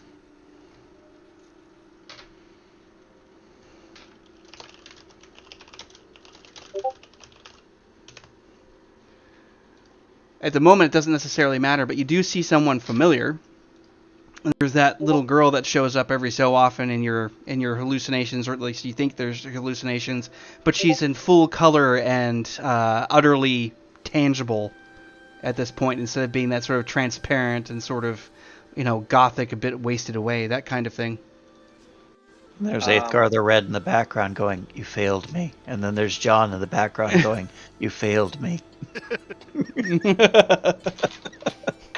I actually want to roll.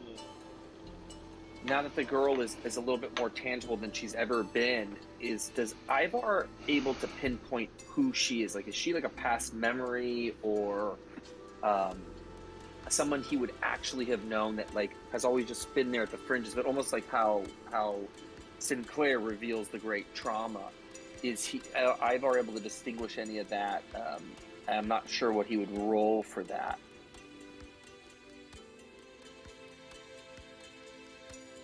Well, in this case, you're more or less going to have to try and, like, if you're basically trying to discern what she's from, there's not really much of a roll to that. I mean, you can do like an intelligence plus a d10 to see if you can remember anything.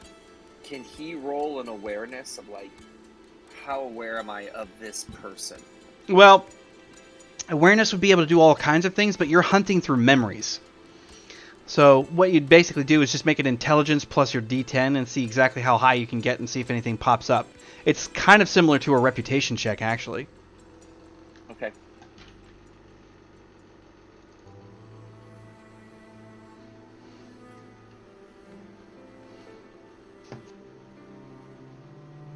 Well, good thing Ivar's got a 10 intelligence. 19.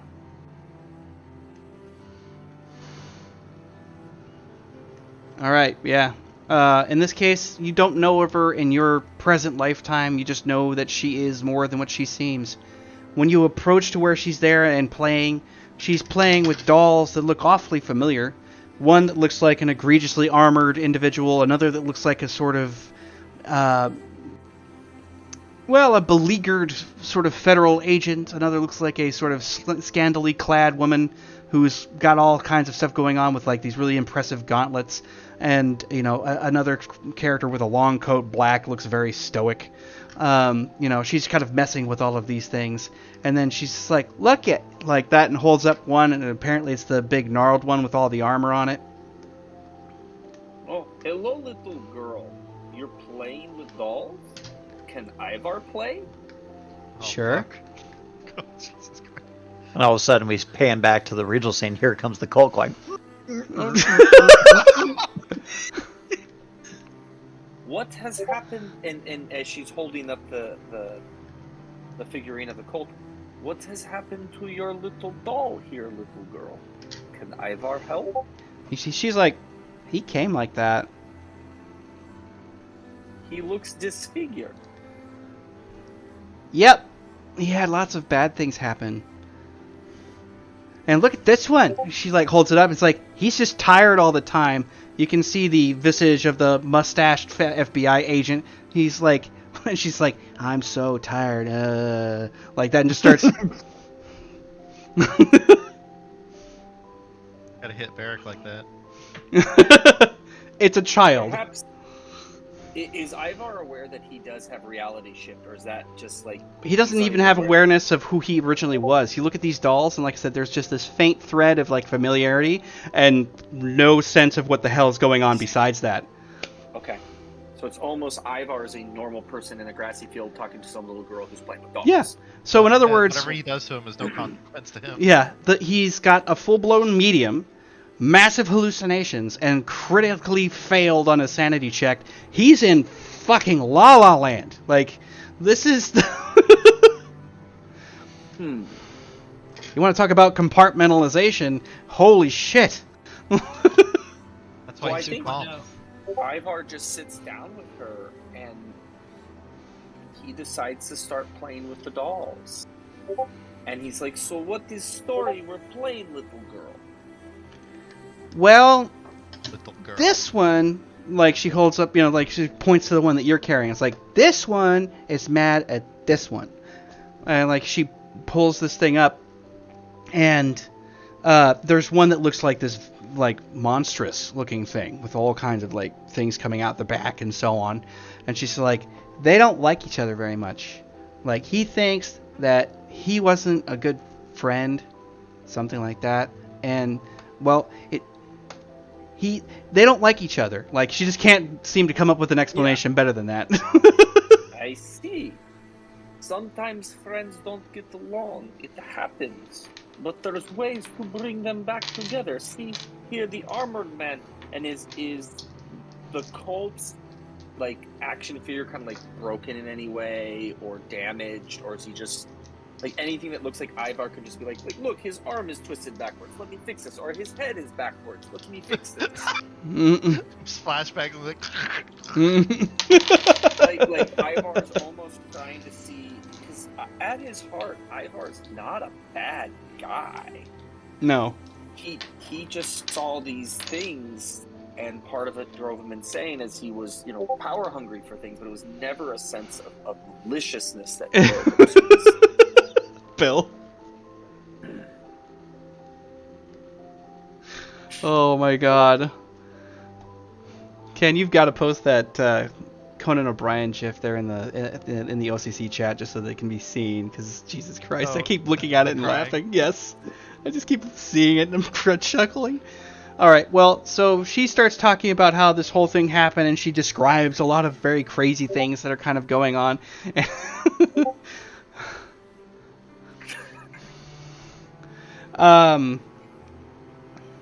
The the biggest thing is that she's like, it's like they don't know what they're doing.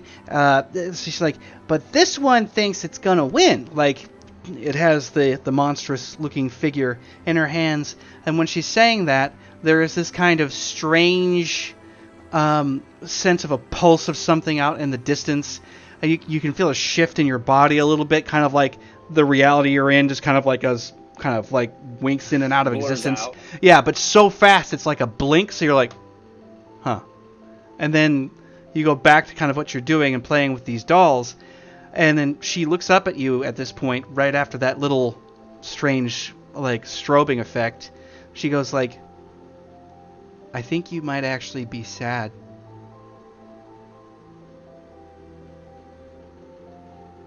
And Ivar just kind of pauses and looks at her and goes, what makes you think I am sad?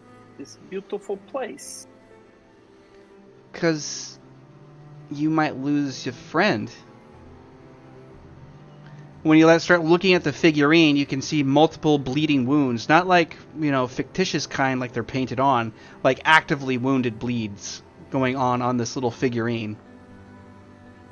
I would like to do a tactics sort of a cult roll. I almost see Ivar wanting to be like, no, little girl, let me fix this for you. Mm-hmm. But not realizing that he can actually do his reality shift, but almost like he wants to take that pain away from this character to see if that will make things better. Like the same way you would do, like if a child saw you were sad, you try to like fix the problem. Mm-hmm. And so let's see what we can do. The first roll will be occult, or will be the tactics roll. I'm sorry. And the second will be our occult roll to see if Ivar or whoever this person is able to think of ways, either almost like his. Almost want to see if his reality shift can almost work subconsciously. Like he's not aware of it there, but he wants this so badly to take away this pain. Well. Well, you're not sure exactly what you can do, because like I said, it's not even in your perception that something like this could be healed, and there's just kind of a strange feeling about it. It does kind of hit a pang there in the center chest, right there at the heart. And does the pain feel good to him, or does it like feel sad? But like it feels like raw human emotion. I don't know if I can make that better, because there are certain feelings that are absolutely truly like so pure in the way that they're set up that they're not twisted or perverted or bent out of shape. They're just like, it's the straight feeling itself, and there's something about it that just makes your experience just kind of warp a little bit around it, in a way that you'll never forget it. So all of a sudden, this is what Ivar starts to do, and I want he's a almost dignified one, but okay, that works. that pain is so real, and though he is out of it, he wants that pain. He wants to be able to stop the pain. And I'm going to presume in this state that he's not even aware that he's an alcoholic. Like normally he would just turn to alcohol, but he wants that pain to end, and he wants it to be right, and he almost wants to like absorb all this pain that he's feeling, and he wants to put it into something, almost like when we have our own emotional pain, that we lock it away. Mm-hmm. And I'm gonna see if he can try a reality shift where he can almost absorb the pain in the room, transfer it into something, and almost lock it away. I'm gonna presume what You'll have to make a secondary sanity check to see if you can like snap out of it, but that won't be until the next round. Like, because this round you've already kind of like like it's already at the end of it. Because you'll, like I said, in order to retrieve the fact that you're like to have a discerning mind about the, you know, like suddenly coming back in, the insanity aspect will have to wane. But right now you're kind of like in this thing and feeling all these different things. Gotcha. While you're doing that, the girl actually stands up and just, because you're sitting and playing, she just stands up and just kind of like hugs your head in a way, like just holds you there like that for a moment while you're stuck in this plane of, you know, something very strange. Then, yeah, basically we're gonna have to leave it right there with Ivar for the moment. Here's what's interesting is that this is gonna be. It's like the switch. Yeah. Oh, actually, what I want is. So, yeah, and because we're at the top of the order here, John, you feel that pain, and then suddenly it's gone. There is no pain anymore. There is nothing but this incredible sense, this incredible need to act, and it is so palpably, like, furtive, you cannot ignore it. And then you suddenly come back, almost like a shot of adrenaline. You whirl around, and so does the other two. And you've got Sinclair basically locked in a fight with Dark Knight, and everybody's trying to do their thing. You've got Riv, who's just kind of surprised whenever you just kind of go like that and turn, and emerge forward. You launch at this target. Yep.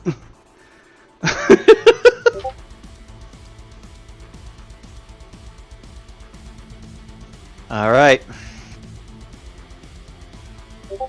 the last stand of the cult. So you see these three equidistant forms, Black Knight forms, just slumped over. And all of a sudden it's like they're being pulled up by marionette strings. They just kind of pull up, jerk, I want to see Mother. and then settle. And Bigsby goes away. And all of a sudden there's the nerd. But the nerd's not like being like that frightened, timid little creature that you remember. Mm-hmm. Nerd's just this little girl child with her head cocked to the side, grinning. Like that, like evil, like armored grin. And then you have John just turn around and then go, I think it's time, Mother. And then Bastard just blinks out of existence and it's Mother. And that is 7 attacks with the last stand. And then does that include his normal melee or is it just the 7? It is 7 additional attacks. So that's 7 additional attacks into his normal 3. He has 10 attacks right now. So basically, let her rip, Tater Chip. I mean, This is your hero moment. well, let me get the rolls ready. Jesus.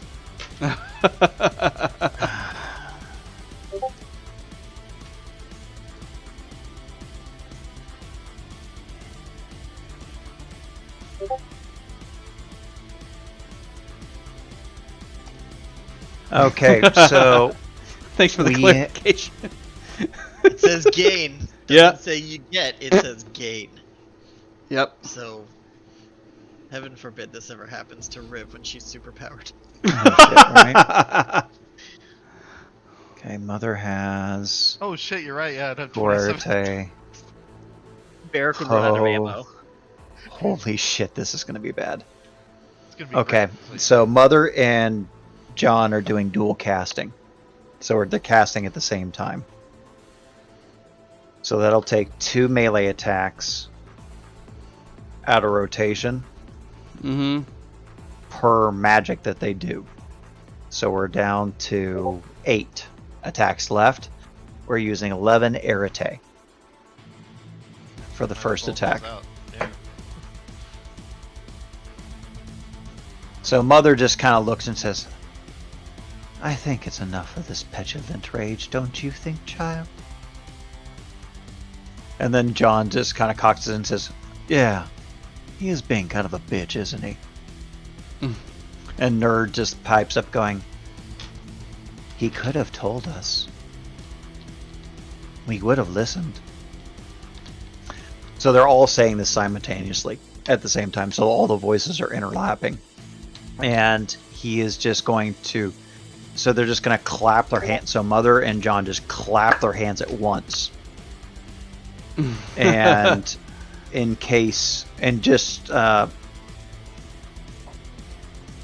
induce a friction curse on the all the moving parts within him. Mm-hmm. Because he's got creatures he's got the nanites constantly crawling in, so he's using the friction of them tearing through the body to power the curse, in addition to his own movement, because he's confined, but he's got these things going through him. So he's acting a friction curse on the little mini robots that exist within him. What's his? It's going to be a target. What's his target? Target 9. Target 9. Mm-hmm. Okay.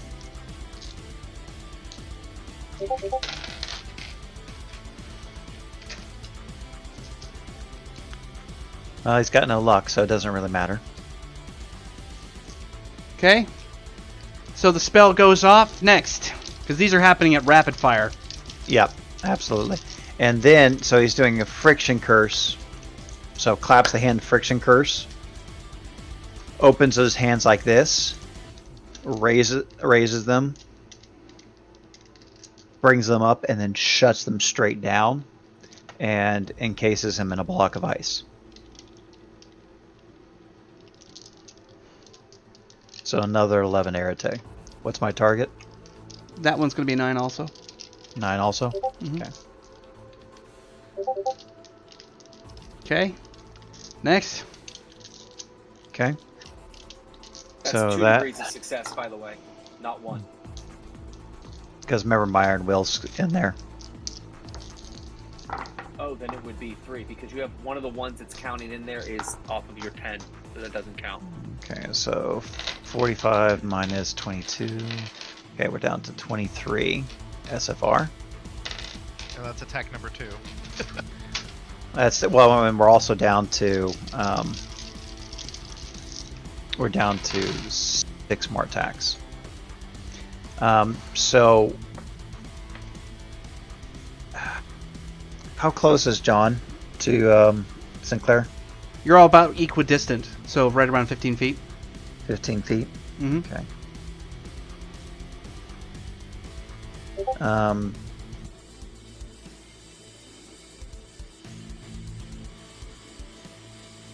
John is going to unleash a melee attack Okay. with so essentially like he's just going to unleash a melee attack. So the sword comes out, the crystal blade, and the scarf just kind of coils around the crystal blade. So it's that weird sword of his now. Yep. And he's going to do. He's got 6 attacks left. He's also going to use Mother to enhance his attack with magic.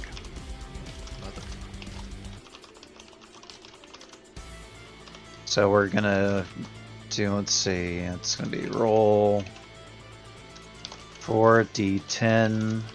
To empower the sword, what would Mother have to get as a target? 7. Doesn't really matter. She can do shit. Alright, so he's down to 5 attacks. He's going to use.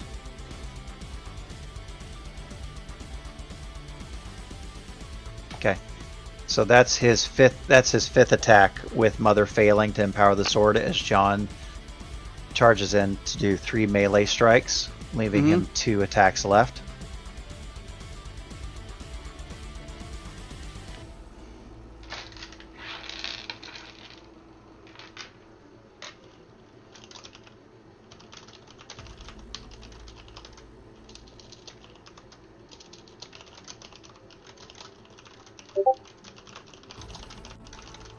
Okay. And then, after all of that, Yeah. you can, yeah, what you're talking about, you can do whenever you want to. Okay. What is the next thing that you're going to do? Like, what's the next thing you're going to attempt to do? Because right now, there's ice, there's a whole bunch of other stuff happening. You, like, swing the sword. Like, all of this magic is coming down. Like, there's so much, Barrick, that your arcane capacitor is going... Like, he's, like, supercharging that. Yeah. And then, finally, as all the attacks are hitting as well, you're going to have Link interface with the nanites. You're gonna do what now? We Okay. got Drew going. So, Link. This allows the demon to interact with or nearly possess the mechanical or electronic devices. They're able to compel the device functions or cause it to move if something mechanical. Impose your will over mechanical or electronic devices by making a will check. Each success allows for 10 minutes of control. Each power rank grants the ability to control an additional device. Going balls deep into the net is impossible. Those are your words, by the way. I know. Yeah, that But- sounds like D. But the computer or terminal responding to any compelled request. AI can resist this attempt to take over with a will check. Target number equals the opposing demon's will score. Right, so in this case, that would be 8. I have a clarification question before this rolls off. If the nerd is basically able to link into the nanites and the will is now locked together, this almost become like the Harry Potter. Voldemort can't kill the other because they're so linked together that you can't take the other side out. Oh, jeez. He's going to become a Horrocks. Okay, so it's a 10. He's got 10d10. Target 8. Epic win. Epic roll, baby. Oh, So two of those. So two of those ones will go away. So one fail.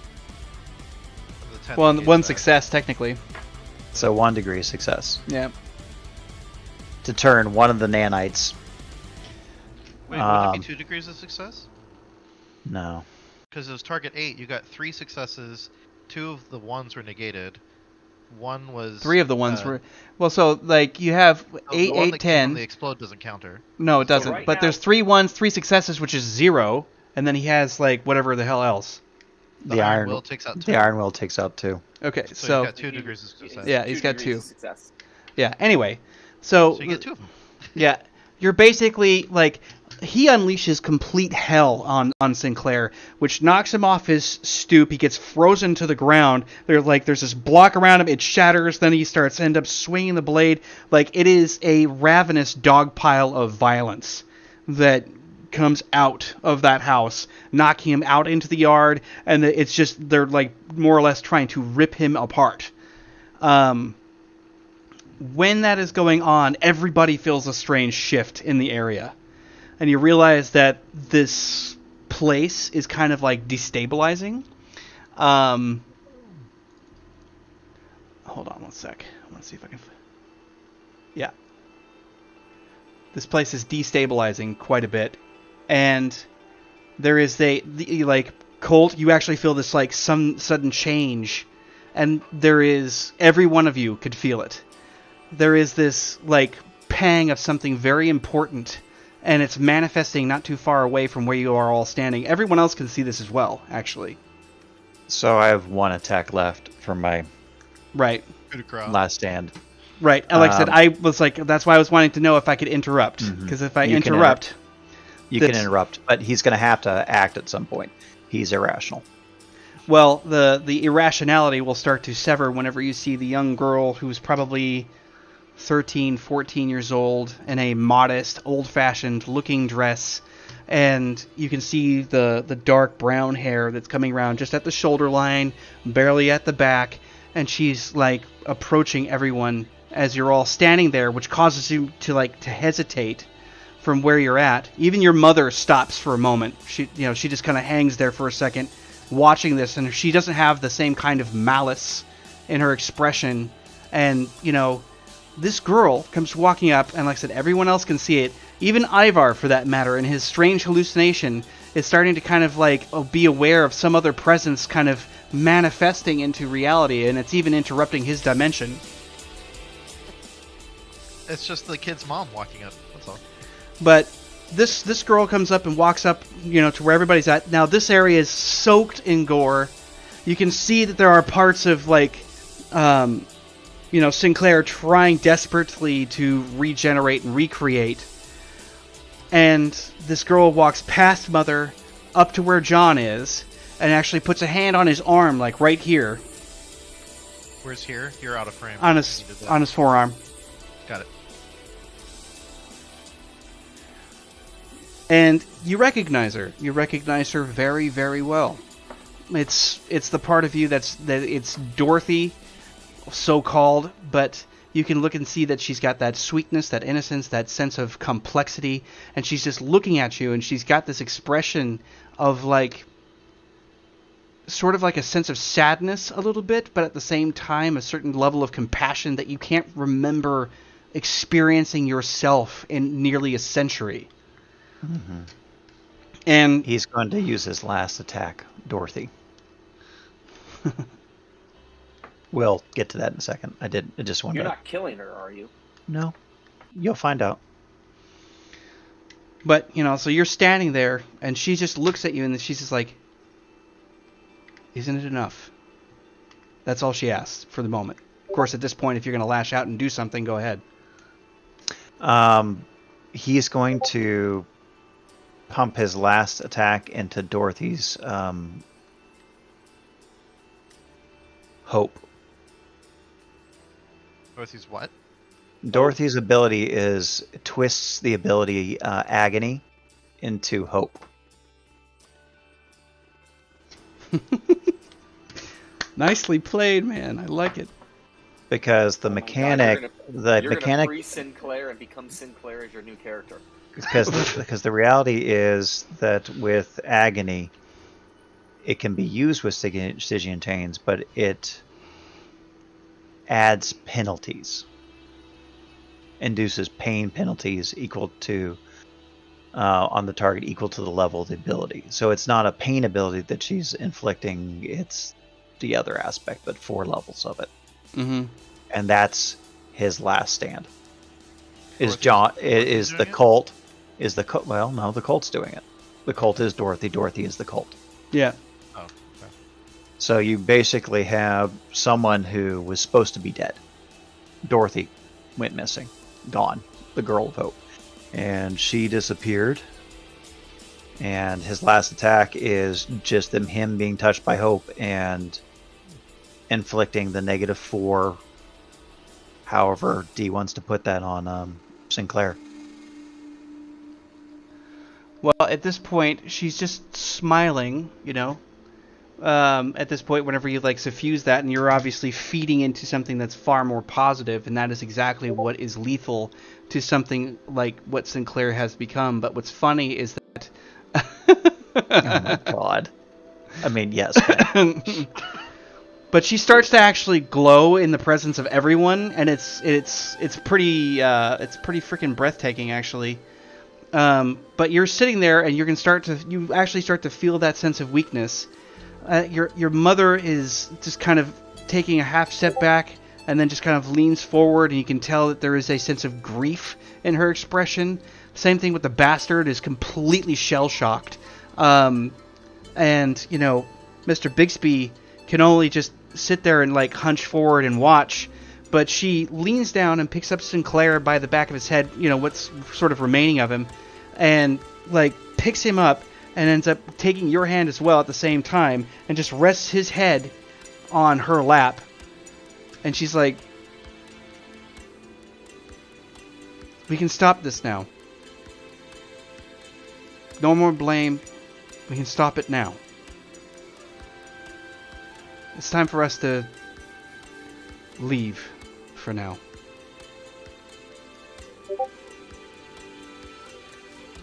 And then he just looks at Sinclair and goes, fine. And he pops him in the nose. He just literally insult to injury. He just kind of pops and breaks his nose while he's sitting in Dorothy's lap and says, "You earned that," and then walks away. Of course, Dorothy's just sitting there with Sinclair, kind of gasping on for one more breath at this point, and she's just like, "You're gonna be all right." So is he. And you see Bixby just kind of like drift down into the grass at that point. You know, Bastard just kind of like does that like that and turns and moves out. He disappears. And, you know, your mother is just kneeling next to the two of them. And there is a very strong sense of grief and failure in that particular sense. But even Dorothy still manages to touch her on that one. And there's just kind of this silence for a moment. And while you're walking away, John, you kind of do that half stumble bit. And you kind of like go to both knees and just look back and you're like, fuck. And you just slump forward. Everybody sees that, by the way. He's like moving on the street. You dip out, and every one of these things ends up fading into oblivion, basically, by, like, you know, the nightmarescape is starting to collapse in on itself, and you've got Dark Knight's like, oh shit. It's like, everybody, together, now, we gotta go. Would you like Ivar to roll his sanity check right now to see if he is even aware? Like, Yeah. I grab you. Yeah. If need be, I'm strong enough.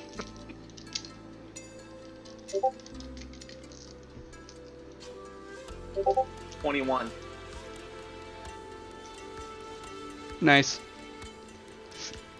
Yeah, you kind of snap out of it, and you can hear Dark Knight going like, everybody together, let's go, well, come on! Like, and you can start feeling this warble in the environment. And Ivar just looks around and goes,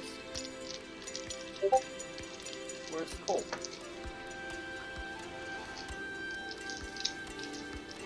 Riv's gonna turn to and it's like, he took care of him, of Sinclair.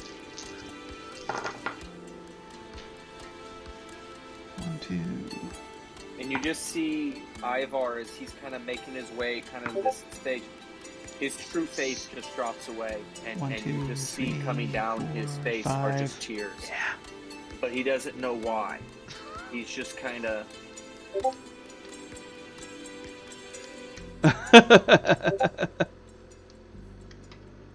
That is from The Legend of Vox Machina. Oh, is it? Yeah. They have a giant middle finger come out of the... He The- duels the somebody guy with in that, it- by the way. Is he's a caster and he summons Scanlan's hand, which is what that is. And yes, he does a duel with a middle finger. Yeah. Sword. Okay, so everybody needs to start clamoring together. Dark Knight is trying to summon the energy necessary to be able to get everyone out. I just made his roll, and holy shit did he do good. But you're seeing this collapse at this point.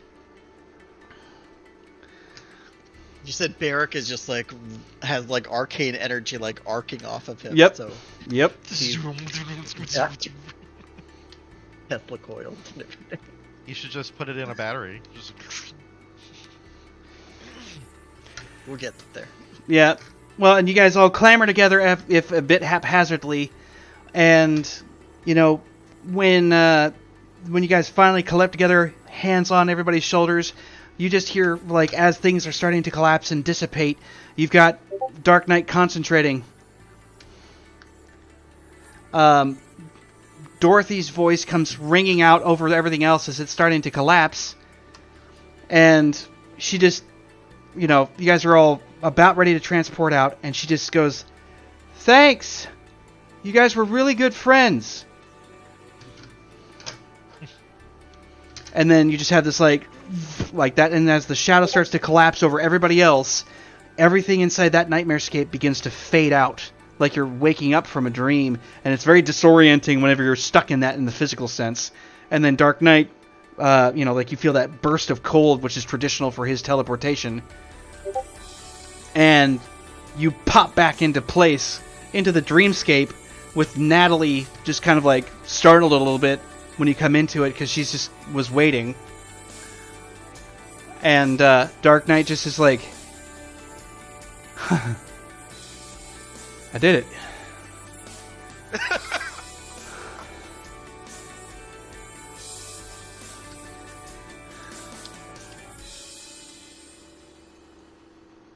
Pretty good ending point. Yeah. By the way, this week's chapter was entitled "Emotional Damage." Actually, I titled this one "The End," so I guess we're both kind of. Emotional damage.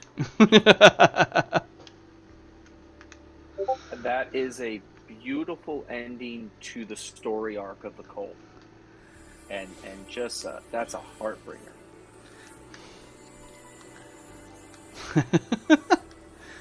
It's so funny how the system manages to sort of heal itself from possible like oversaturation. Well, we were talking, both Scott and I on the side that like the fact that Drew went completely insane, like was perfectly cinematic because like after Riv did her thing and we saw like the damage that John just took, it's like we go over to another thing where it's all metaphorical and shit. Yeah. And then it comes back and then it's like the most badass beatdown you could think of. Yeah, well, that was psychotic, the amount of damage he had. And what's funny is that Sinclair has the capacity, or had the capacity to be able to regenerate himself very much the same way that Colt could, where he could just spend all of his SFR and regain all of his health and bring it right back up on top of a natural regeneration already.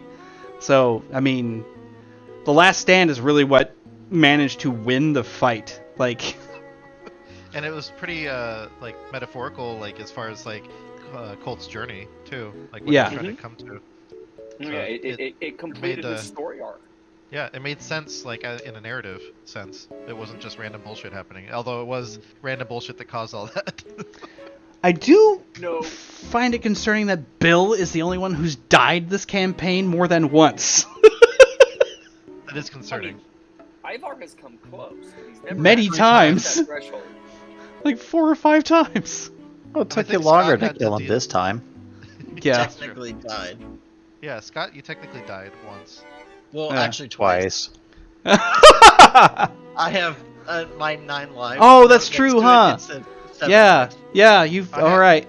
You've bit the Because big one. I like got like crushed, like a building fell Yeah. on me and whatever. I remember And then I that. like, Blew off his skull and everything. Yeah, your bread, Yeah. your brain pan just went. yeah. I think God Rev's the damn. only one who has actually gotten to the death point because she just happened to have regeneration when she would have She's- taken that damage. She's been brutally injured, yeah. But Yeah. not killed. Random bullshit, go! Wow, man. Not the way I saw it ending at all. I'm sorry, Bill. Why? I just feel bad. That killing I a character. Well, but I fully imagine, like, and this would fit in world. The next Bill character is this consolidated, I have clarity version of all those personalities that could be the, all the the lenses have like filtered together to create one thing instead of. I want to see what lens the Glory Seeker or the ha ha guy like adds to that. Yeah, exactly. Oh my god, I love that fucking GIF, god damn it. Fucking tidy whiteys. That's Ivar. I mean, that's right. That's That's why how we- I've always thought of Ivar. I I know. Thought he was like an old dude. Ivar is I mean it's this whole thing was just beautiful. Ivar at the beginning is wiped out from the battle because Ivar had the only ability to possibly save the cult, and the cult just goes out in a way that it's tragic to lose them, but as the story arc and the story goes, it makes complete sense. He finished what he came to do. True. This was like his ultimate goal. Yeah, and then the girl, Dorothy, showing up is the one that, though they thought she was lost, she's the one that heals it and says, "We're done. Let's go." But who's gonna avenge Douglas? I think We don't know if he's Douglas dead yet. We didn't see a body. Douglas avenged Douglas. Yeah, we saw no body. Agent. Hey guys. Oh my god. Yeah. Well, there is one thing I do need to make sure I mention. Dark Knight pulled all of you out, and one other. Because you were not the only live folk that were inside that nightmarescape, if you recall. And they were touching him? I thought No. we were part of... That usually it is. That's the way it works. Oh. But he critted out, and he managed to draw in that final person. And the thing about that is that it will be, you'll probably remember, but there's a little girl that actually was with Sinclair who has not been seen up to this point, and she'll actually be with everyone whenever you guys kind of... Bill's new character. Got it. Joking, I know that. No, it was supposed to be his charge. That was the original point, is that he was going to try and take care of this girl, but he's out to lunch. So, but yeah, I'm just putting that in there as a reminder. So anybody who wants to write that down. I made a note. Yeah, because I don't want to forget that. That was really critical. But also, maybe let's look at that death and dying section. Well, like I said, the Make real sure it's mechanic is in there. very There's clear. there's like a very single save, and it was already written out, and I have to go find it in my combat notes Yeah. again. Because like I said, you I showed it to couldn't- me. You gave me a clip. You're like, oh, here's this, and I'm like, right, and I'm like, where the hell is that? So I couldn't find it.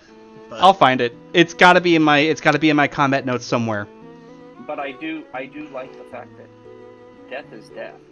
Yeah. It's like when my Mustang runs out of gas. When it hits E, I'm out of gas. Like, it's not like, hey, I got another 40 miles, so I'm out of gas. Like, no, you're out of gas. well, I Right. posted And- what was in the OneNote Yeah. under death and dying. Yeah, there's like a single save somewhere. I know that I saw that, because like I said, you showed it to me. I just have to remember where the hell it is. Because you were asking me about Death and Dying, because you were going to start writing up the combat rules, and you brought that to my attention. And I'm I feel like, Alright. Riv should get a new title, Colt Killer. Oh, And gets, like, a tattoo appears what? on her. Even better is Kinslayer. Oh, God. Shit. That sucks. So I tried to make that emotional. I don't think I did a very good job this round, which is unusual. Oh, no, you did. No, you did. No, I was ready to start crying. Oh, that was good. No, it was good. Do you see me? You're I just- wiped a tear away. Oh, We were just keeping the levity up so that it wouldn't get too heavy. You're doing man things. Man things! Yeah. No, it still hurt. I can tell you, losing that character, even though, and Bill, I mean, it's your character, but it's one that we had all developed through camaraderie over the last year and a half. That hurts. It wasn't like losing your first character. We only knew the guy for a short while. We didn't really care about him. But the Colt. Oh, shit, did I find it? You mean the Colt's not dead? Death Oh, no, and the near Colt's death. When a character reaches 0 in all health levels, they are near death. They get one chance to survive the damage. That's it. One chance only. In order to survive long enough, the character must create a tremendous force of will to keep breathing. The dying character must succeed a will check. Target 9 3 successes to survive. If this You fails, were damn Oh, close. dude, You- I was damn you close, said wasn't that- I? Yeah. You said target 8, 3 successes. Yeah. Wow, We made it okay. easier for him. Still failed, but Yeah. So there it is. Makes death very difficult to overcome, but not impossible. Yeah. Thanks for finding that, because I seriously was going bonkers. I'm like, I know there was like a single roll rule that was very clean cut that had it all figured out. Like, it seems pretty clear cut. Yeah. yeah, because I wanted, and I remember why I wanted wills, because like Iron Will and stuff like that could help. But like I said, at this point, we're kind of at where we're at. We'll have to go with it on the next run. So, Bill, if please. anyone was good at making characters. It's Yeah, I was gonna say. So, Bill, hit me up sometime in the next while, and we will see if we cannot devise a Shadows character to fit in probably for the final little bits here, because we still have 2 major principal enemies to worry about, and that would be the Technocracy and Adrian Copperfield. And then it's going to be Shadows 3.0 time. I see a vampire Yeah. out in the dark, and the prince goes. No, "Yeah, we take my son." actually have one. Who has a hatred of the technocracy? Who was that? I know I'm getting familiarity bells, but It was the Oni, oh, the cyber ninja. yeah, that's right. Cyber Ooh. Ninja. I think. Oh, say. Yes. I'll save the other characters for the 3.0. Yeah, that might be wise. Is Hey, at least that Ivar- sheet's not going to take 50,000 sheets, huh? Is Ivar going to be suffering any permanent damage from his loss of sanity? He had some emotional damage. Well, I mean, you've already taken the one disadvantage, which will be sort of not because of it, but as a sort of counteracting result, given what started the break in sanity. So there's that. And then you're going to be kind of like, you know, at this point, I would say that your hallucinations are going to kick off higher and more intensely than usual. So hallucinations have gone up a level, and Yeah. his was it sadistic? Yeah. What level will sadistic be at? Oh, what level is it now? Like if I've never had it. so, it's then it would just be one. You're just going to get the one level in sadistic. I don't think it's multi-rank. Sadistic is not multi-rank. Yeah. Okay. I say this as And- I just typed it in today. Got it. His hallucination is now at a level 4.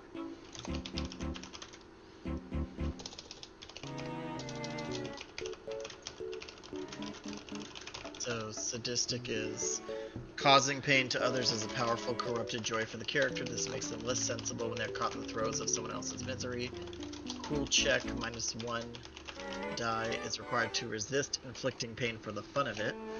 Failure means the character's indulging their dark desires and makes them socially unacceptable. -3 to all mag-based skills for 24 hours as the character exudes a threatening aura for that time. So it's basically like evil. Yeah, you basically Evil come off Ivar. as being an evil bastard for about a day or so whenever you give into it. Yeah. Evil Ivar shows up. Dear Evil! God. What the hell is Evil! Ivar going to do with reality shift when he's evil? I mean, Fun things. evil Ivar would just get put down. Pain is fun. Cool check, -1. Fail, -3. Fail.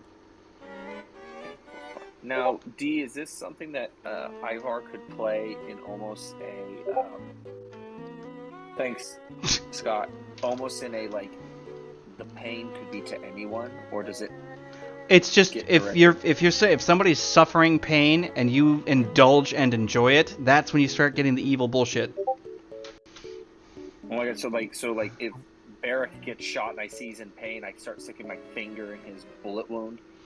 Well, yeah, I mean, but you'll just probably you don't like it doesn't necessarily mean that you actively Just take excite you. action to it just makes you kind of like, oh, I like that. Like you become fucking creepy.